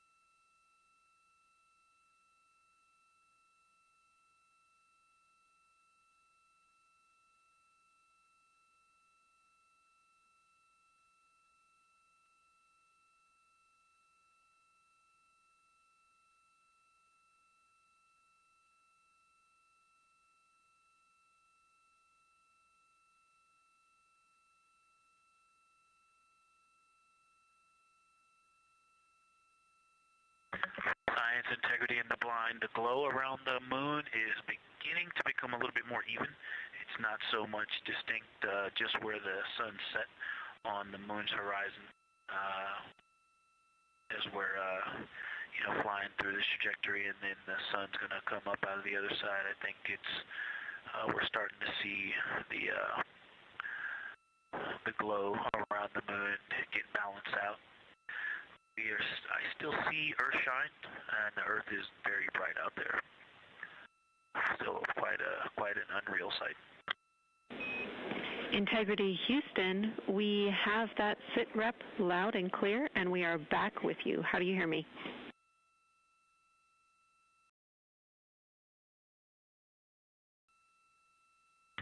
Hey Jenny, we have you loud and clear, thanks. Copy. Victor, we're handing you over to Science for some critical questions. Thanks for your reports.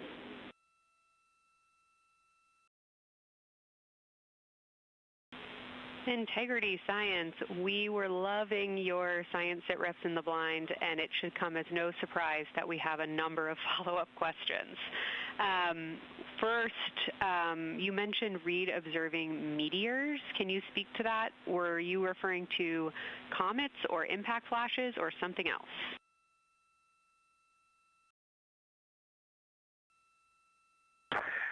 Yeah, there was a little bit of giddiness. We have seen 3 impact flashes so far.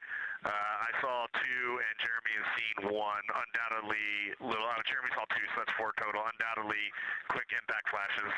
It was not sun glint off of particulate from the thrusters or the purge tanks. It was definitely impact flashes on the moon. And Jeremy just saw another one. Go ahead with your next question. Amazing news. I literally just looked over at the SIR and they were jumping up and down literally. If you could describe where on the moon you saw them, please.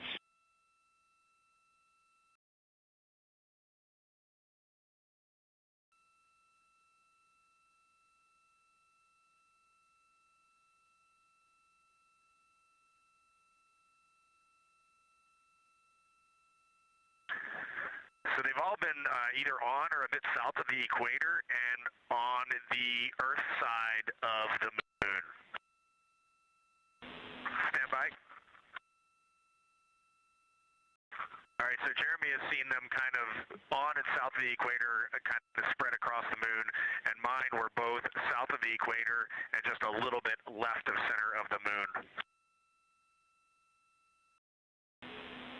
Incredible news, Reed, and reminder, we have citizen scientists here on Earth looking for impact flashes, so hearing you saw them on the near side means that people saw them too.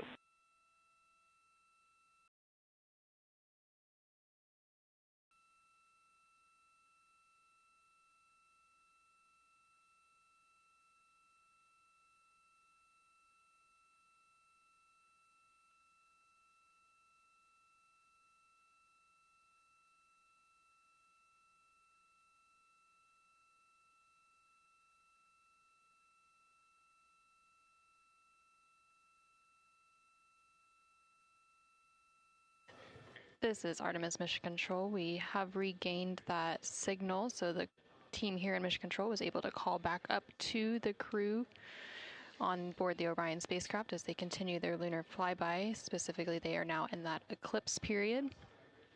So the science team here in Mission Control was able to ask some questions about some of the situational reports they were providing during that loss of signal. Specifically, they were interested in some of the meteors that they mentioned seeing and those impact flashes, and they did provide confirmation that they did see at least 4 impact flashes during that loss of signal. Are you still with us, Houston, or do we lose you? Integrity, I hear you loud and clear. How do you hear me?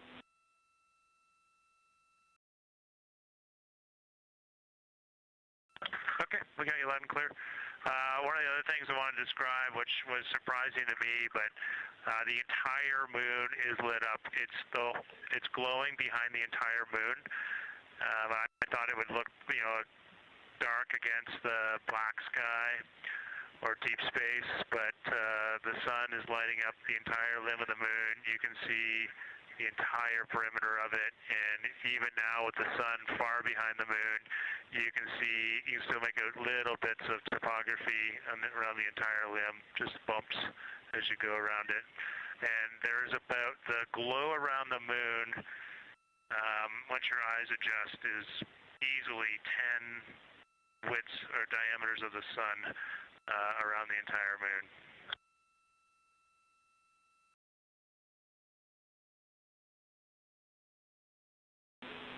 Incredible to hear, Jeremy. Were you able to actually pick out any discrete features on the lunar surface? And if so, how do they look different than when you observe them in solar illumination?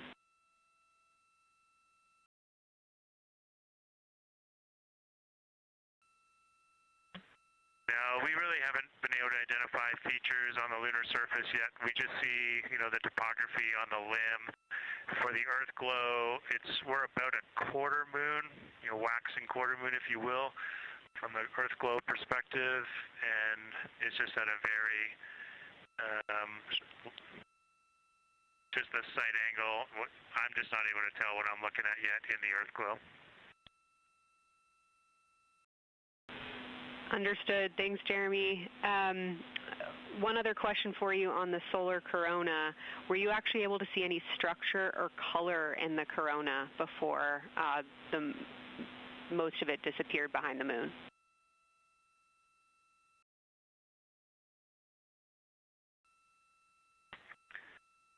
Yeah, I didn't pick out any color, but definitely structure. There were streamers, and they were not uniform at all. For me, the 5 o'clock position, there was just this constant streamer. It would change in intensity and diameter, but it was always there, and it was always at the 5 o'clock position. I only saw one plume, and it came out of basically the 3 o'clock position of the sun. That was very short-lived when I could see the plume.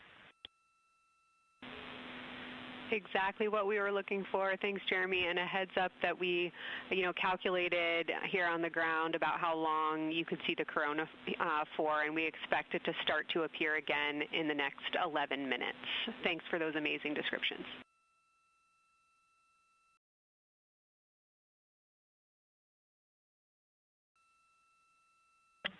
Okay, we're excited to see it all again.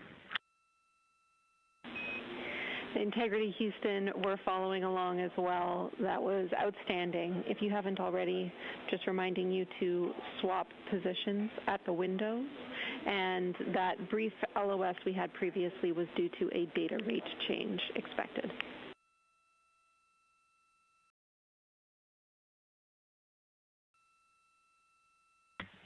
Okay, we copy that, Jenny.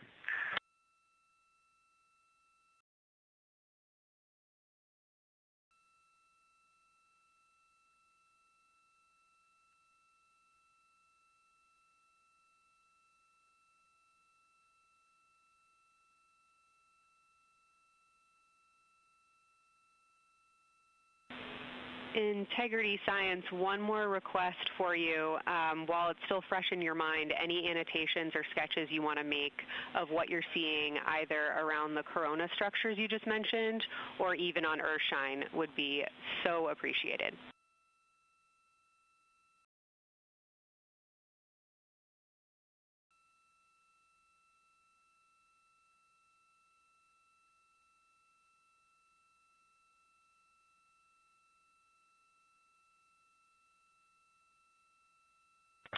Okay, Kelsey, it's going to be pretty hard to go look at a PCD right now, but we'll definitely try and annotate what we saw. And if the annotations come in the next block where you're cleaning up your documentation, that sounds like a good plan to me.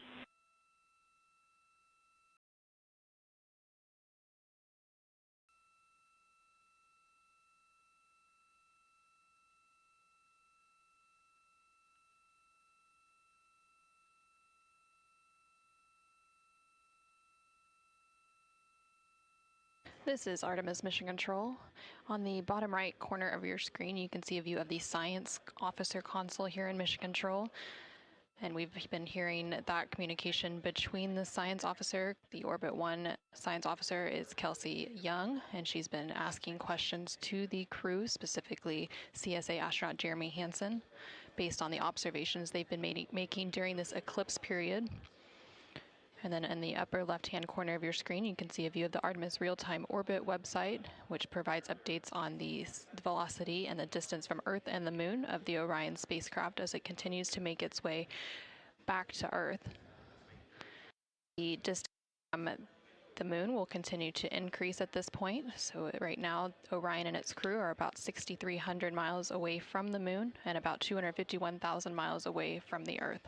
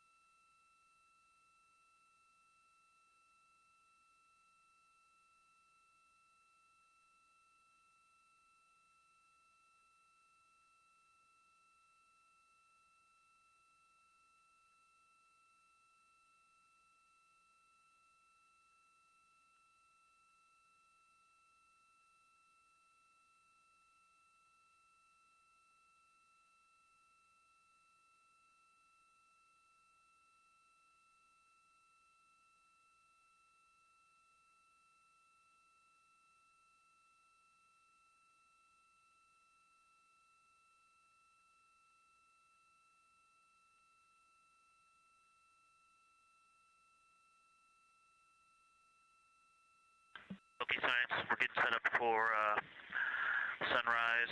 The window teams are, Christina is supporting, and also Azina in window 1. Jeremy's got the long lens in window 2, and the short lens in window 2. And Reed is in window 3, and he has started recordings and is set up to see Corona.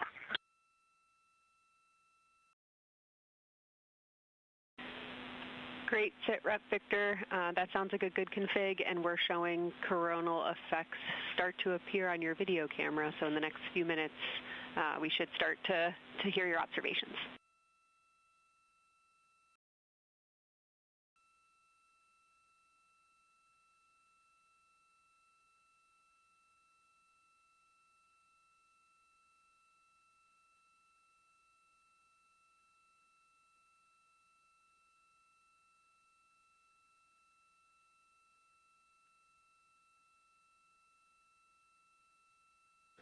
This is Artemis Mission Control. We just heard the crew call down to the team here in Houston, reporting that they have swapped out who is in the windows for the final portion of the lunar flyby. So Christina Cook is in window 1, with Jeremy Hansen in window 2 and Reed in window 3. Reed is focusing on observing corona, which is the solar corona, which is the sun's outermost atmosphere. There is about 18 minutes remaining in the eclipse period. Science in Houston, integrity integrity. I know this observation won't be of any scientific value, but I'm really glad we launched on April 1st because humans probably have not evolved to see what we're seeing. It is truly hard to describe. It is amazing.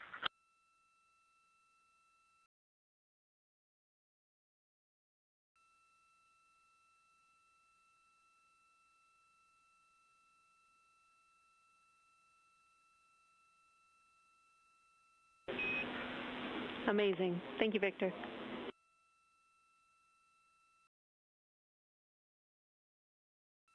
And just one more logistics note, we have gone as dark as we can in the cabin. We have turned the DUs all the way as dim as they can go, so you can't see anything on the screens. Every bit of light in the cabin affects the view.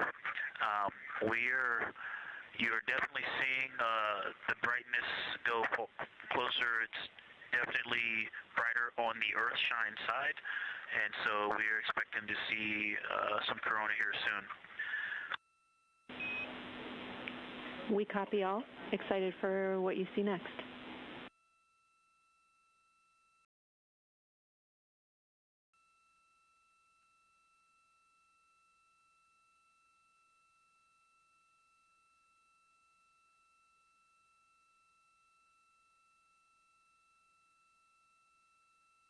I'm not sure if we talked much about the star field, but we've got lots of stars. You've got the nice glow around the moon, but right off the well, we're upside down now, but from upside down 4 o'clock, right off the edge of the moon, looks like a planet. That line of planets. There's something a moon diameter to the left, and something right off the limb of the moon to the right, and then something orange. It looks orange to the right of that, about half the moon diameter. So. But anyway, there are definitely stars. I think some of those planets that you said we might see, we're seeing. And so in unreal view, yeah, the moon in the foreground is one of the darkest things we see out the window. And now it's deep space behind it is kind of dark blue like it looks from Earth, but we can also still see stars. It's quite a wicked view. Victor, He's doing the best job, and I'm not going to try to add on to what he's doing. It's indescribable. No matter how long we look at this, our brains are not processing this image in front of us. It is absolutely spectacular, surreal. There's no adjectives. I'm going to need to invent some new ones to describe what we are looking at out this window. This is just absolutely beautiful and inspiring to hear. And Victor, we suspect what you're seeing is Saturn and Mars. That reddish object is likely Mars. Good opportunity to look to the future of where we're going.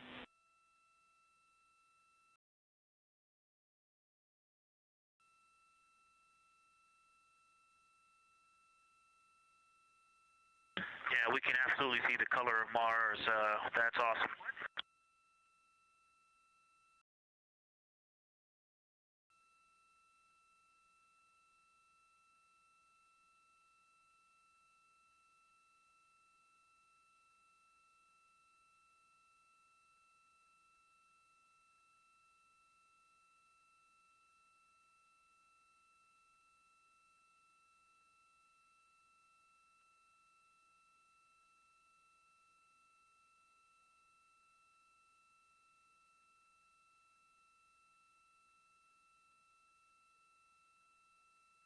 Okay, and from this vantage point, the 4 o'clock on the Earthshine side is definitely getting brighter, still no coronal structure.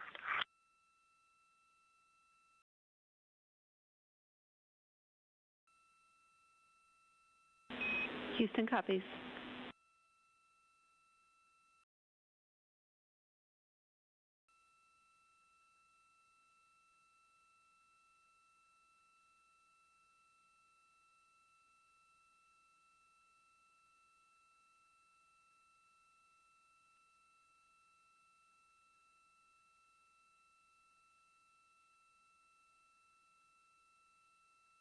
And we aren't able to distinguish which Mare is, but we can clearly see Mare in the Earthshine.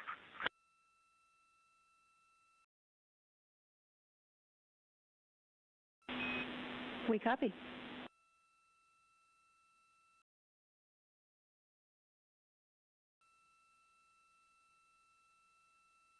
This is Artemis Mission Control in Houston, Texas. We have not seen an impact flash in the last 5 minutes. Sounds unlucky, but you had a pretty strong start, so we'll take it. And actually, right after I said that, right at the South Pole, near the South Pole on the Terminator, Reed just saw one. Amazing.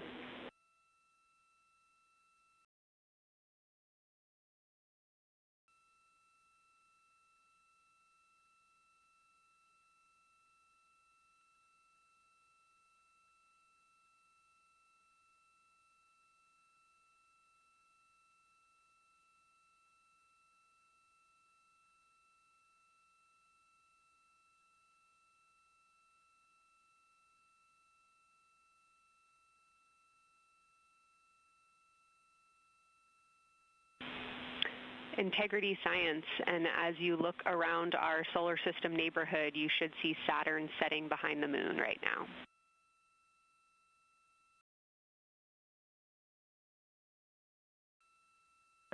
We do. We've been watching it track close to the horizon, and it's right tangential to the moon at this moment.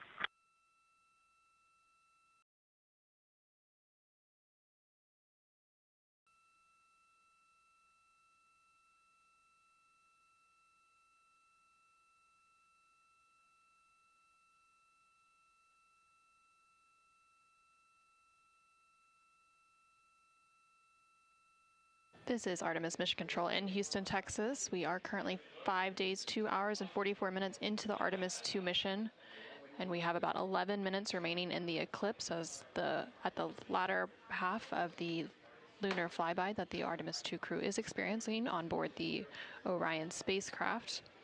We've received several different call downs from the crew and questions up from the science officer here in Mission Control. One of the things that they said that they were able to see is Mars off in the distance, and then the science team also confirmed that they should be seeing Saturn setting behind the moon. They've also acknowledged seeing several different impact flashes, and these are flashes of lights from meteorites striking the surface of the moon. They've also mentioned the solar corona, which is the sun's outermost atmosphere. Here in Mission Control Houston, the Orbit 1 and Orbit 2 teams have officially completed their handover. So the Orbit 2 team is now leading here in Mission Control, and that is being led by Flight Director Diane Daly, and the Capcom here in Mission Control will be Tess Caswell. And you can see there on your screen on the right-hand side is the Flight Director console, and Diane Daly is in the far right of that screen, and Tess Caswell, the Capcom or capsule communicator, is in the far left hand of that screen.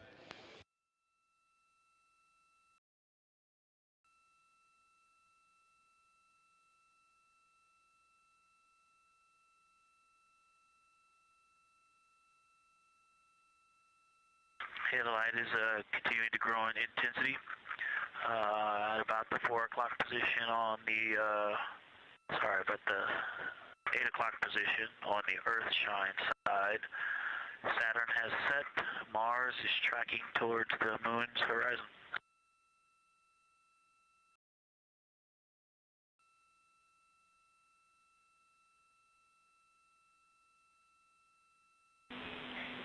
Integrity Science, we copy, and we're starting to see it on the vehicle stream. Looking forward to any coronal observations you can share with us.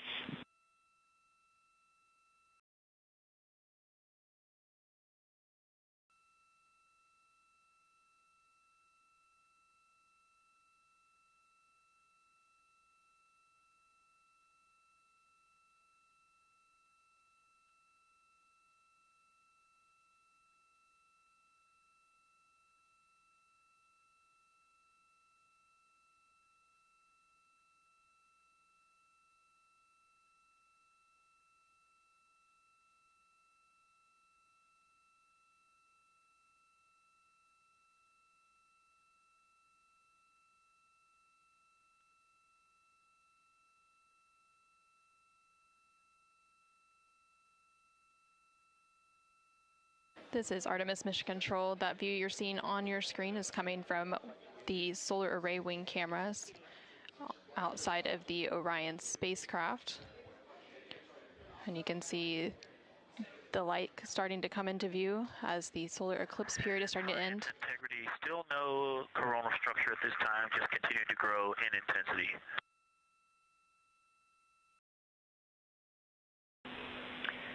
Copy, Victor. And reminder, you still should have several minutes before the eclipse classes need to go on. And we can send you up a reminder when you're getting close to take your eyes away from the D5 viewfinder. But you should be good for several more minutes.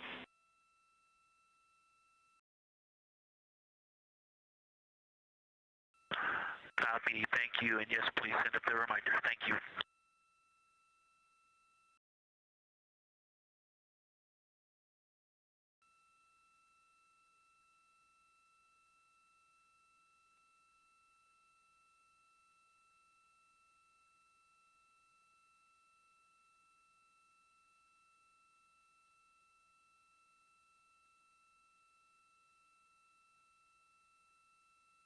Okay, we all think we're starting to see something. I believe the most popular term is baby hair.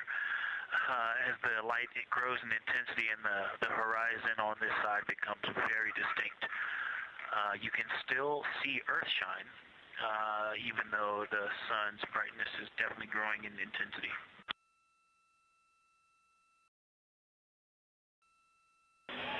Love the description, Victor. I'm sure as the next couple minutes progress, more of those structures will continue to pop out.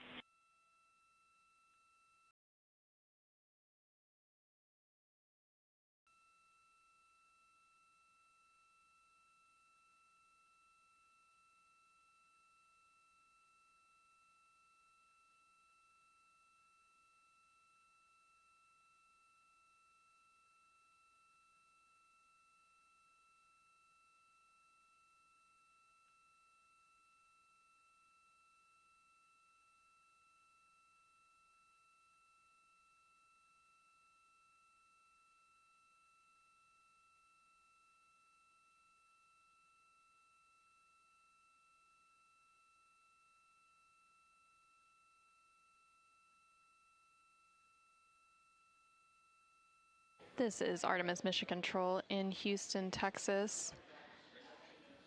The Artemis 2 astronauts on board the Orion spacecraft are currently observing an eclipse. And to the crew on board the spacecraft, the eclipse looks much like a total solar eclipse here on Earth, except the moon is much larger compared to the sun, unlike a terrestrial solar eclipse where the moon and the sun appear the same size in the sky. We are definitely starting to see structure. That baby hair is rapidly growing out toward the 9 o'clock and the 8 o'clock.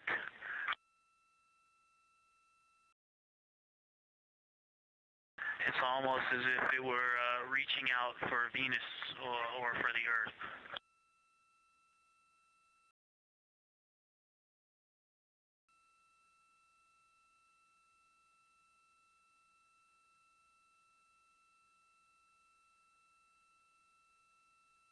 If you've ever seen the spotlight off the top of the Luxor at night in Las Vegas, this looks like what that wants to be when it grows up.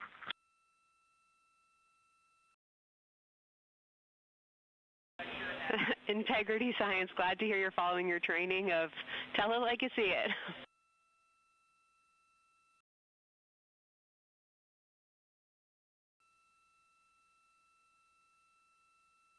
So far, it's pretty symmetrical.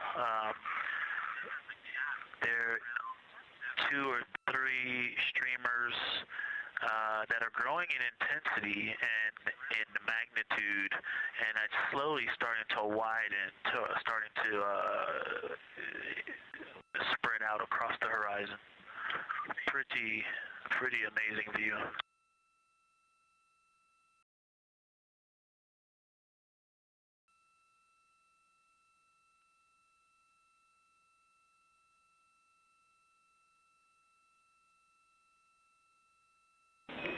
And Integrity Houston, great words. Reminder for you, we are approaching the brightness level at which you should no longer be using the viewfinder on the D5.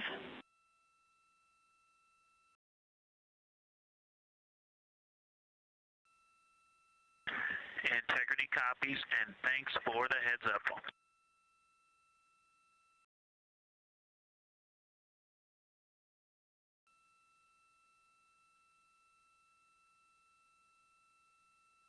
This is Artemis Mission Control. And I think we're seeing some directionality. Some of it is going in different directions because it appears to be moving and combining and recombining as it it's pointing in different directions, and some of it appears to be going like down toward the south pole of the moon, but it's and then coming back together and going out towards Venus and the Earth.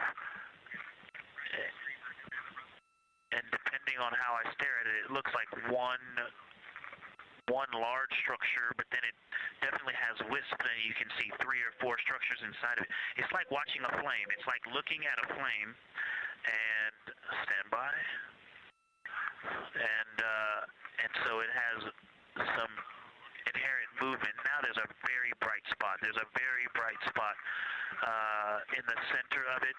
There's a towering light of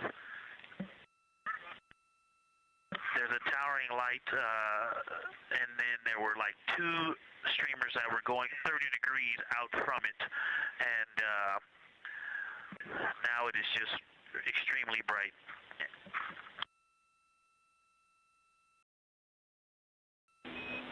Houston, copies all. Starting to get a little warm.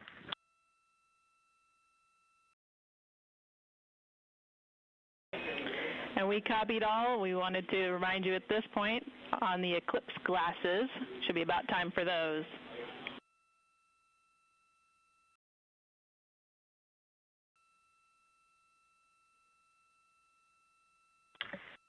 Houston, we copy all. We are in eclipse glasses. That was an absolutely spectacular, magnificent experience. Thanks for the report. We sure wish we were there with you.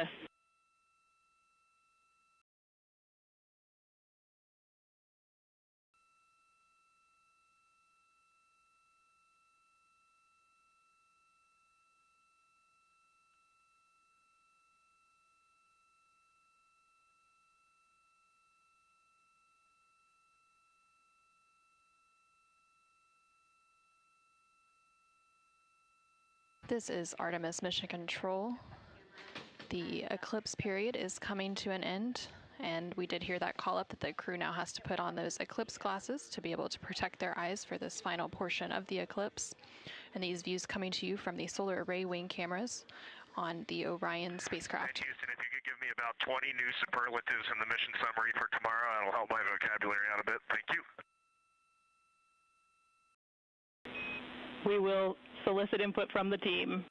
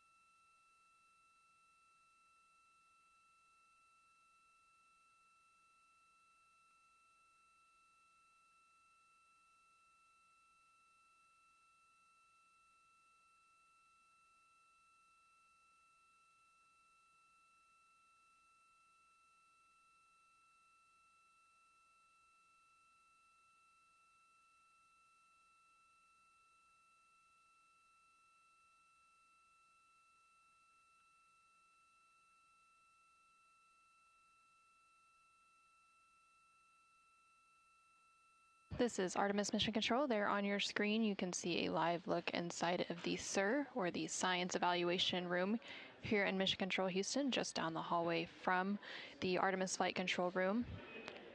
Integrity Houston, back with you after a data rate change. Regarding the SAW-3 camera T low caution, no action for you. It just got a little cool during the eclipse.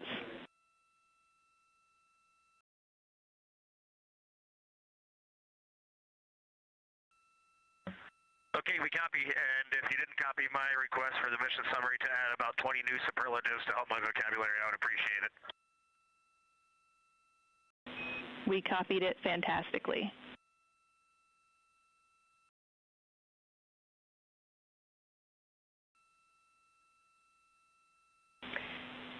And integrity science, this is basically wrapping up your fly-by-day observations. I can't say enough how much science we've already learned and how much inspiration you've provided to our entire team, the lunar science community, and the entire world with what you were able to bring today.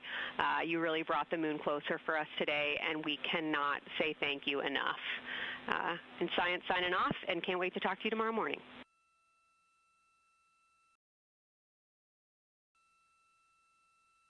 To your entire team, Kelsey, to the entire NASA science team, you all really turned to when we shifted launch dates to April 1st, and you got the most incredible package together for us to go do some great science and some great, truly human experience moments here. And we were well prepared, and we appreciate all of you. And this is what we do best when we all come together and work as a team. So you all knocked it out of the park. Thank you for giving us this opportunity.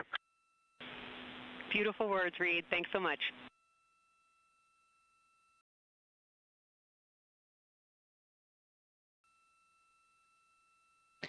And this is Artemis Mission Control. The lunar flyby observation period is starting to come to a close following that eclipse. And there on your screen you can see a look into the Science Evaluation Room, or the SIR, which is embedded within Mission Control to provide science input. And they provided that input throughout the live flyby operations today. They also have a back room called the Science Mission Operations Room that processes data, evaluates imagery, and supports rapid analysis. And then, of course, we have the science officer on console here in the Artemis Flight Control Room, which you can see a view there on the bottom right-hand corner of your screen. The science officer throughout the flyby operations today has been Kelsey Young, who is the Artemis Science Flight Operations Lead. And then to her left is Angela Garcia, who will be the science officer taking over for Orbit 2.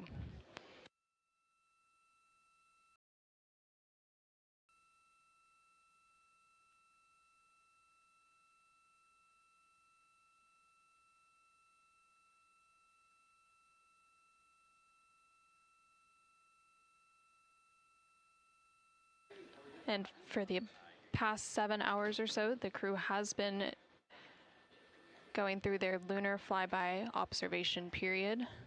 And now they will wrap up that period and complete some final tasks and begin downlinking some of the amazing imagery that they've captured throughout the day, as well as some of the observations that they've recorded.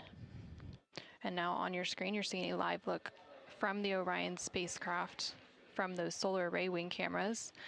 The solar eclipse period ended just a few minutes ago, and during this eclipse, towards the end of the flyby window, it lasted about an hour, and it was when the sun was hidden from view behind the opposite side of the moon from the perspective of the Orion spacecraft and its crew. And during that time, the crew saw a mostly dark moon, and they used the opportunity to analyze the solar corona, which is the sun's outermost atmosphere, while it was visible. And then once the sun was completely out of view behind the moon, the crew looked for impact flashes, which they reported seeing multiple impact flashes, and those are flashes of light from meteoroids striking the surface of the moon. They also looked for dust lofting above the limb or the edge of the moon, along with some deep space targets, including planets, and they noticed Mars off to the distance, and we also saw Venus on one of the solar array wing cameras early on in the eclipse period. The crew also looked at parts of the moon illuminated by Earthshine, which is the sunlight reflected from the Earth when they come around toward the moon's near side at the very end of that flyby window.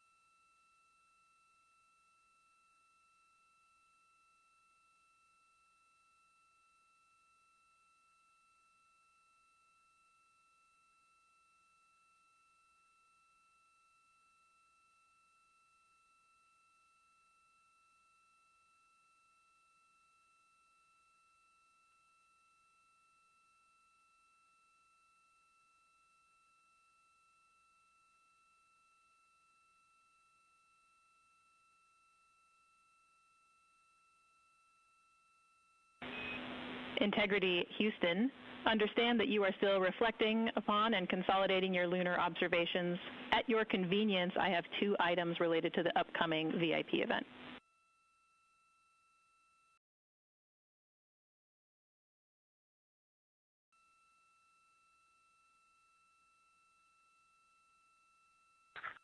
Go ahead. All right, first we wanted to let you know that the message for that upcoming event is on board for review at your convenience. That's message 3.06.04. The second item is that we've seen a couple of video blips in previous events. So during the HDPAO setup activity, we're wondering if Jeremy could please confirm for us that the TS rate is set to 1300 when you get to step 10.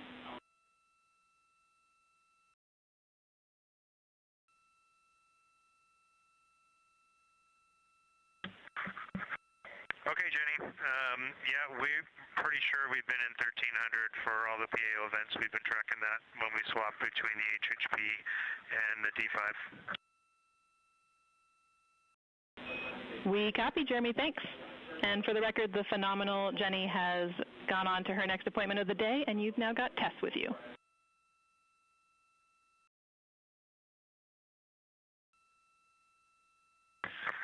I'm sorry, Tess. Great to have you on board Integrity. No worries. Happy to be here.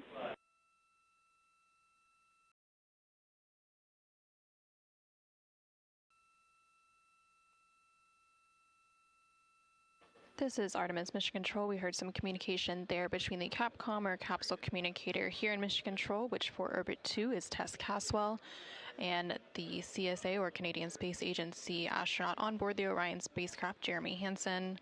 They were discussing an upcoming public affairs event. And Integrity, 3-minute warning for the maneuver back to bias tail to sun.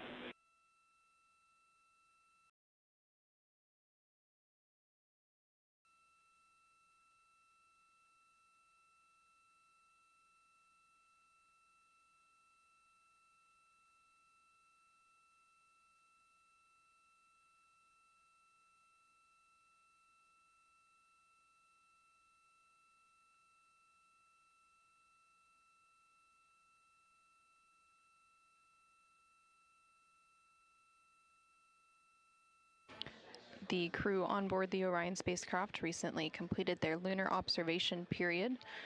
It was an approximately 7-hour period of time in which they were focused on several different targets identified by the science team here on the ground that they studied and prepared for ahead of time. And then they also were referencing a lunar targeting package that was uplinked about a day ago with those final targets. Now they are completing some post-lunar flyby activities, so they're working to clean up their observations that they've made and also working to downlink some of the photos that they've taken throughout the day. The science team here on the ground will then work to get as much data as they can overnight, and then there will be a post-flyby conference tomorrow after the crew wakes up. And that's not a debrief, but a science data collection to capture their nuanced experience while they're still in the field and the experience is still fresh. And then, of course, there will also be a public affairs downlink event later in the day. Now that once the post-lunar flyby activities are complete. And then after that, the crew will go into some of their final activities for the day. They will have a private medical conference, or PMC, with the medical teams here on the ground. These are regular conferences that they have at the end of every day, and then there's also a flight director conference that they will have before they go into their pre-sleep period, during which they can complete hygiene activities, and they will have the chance to eat their dinner and complete any other final personal activities for the day before they head into their sleep period.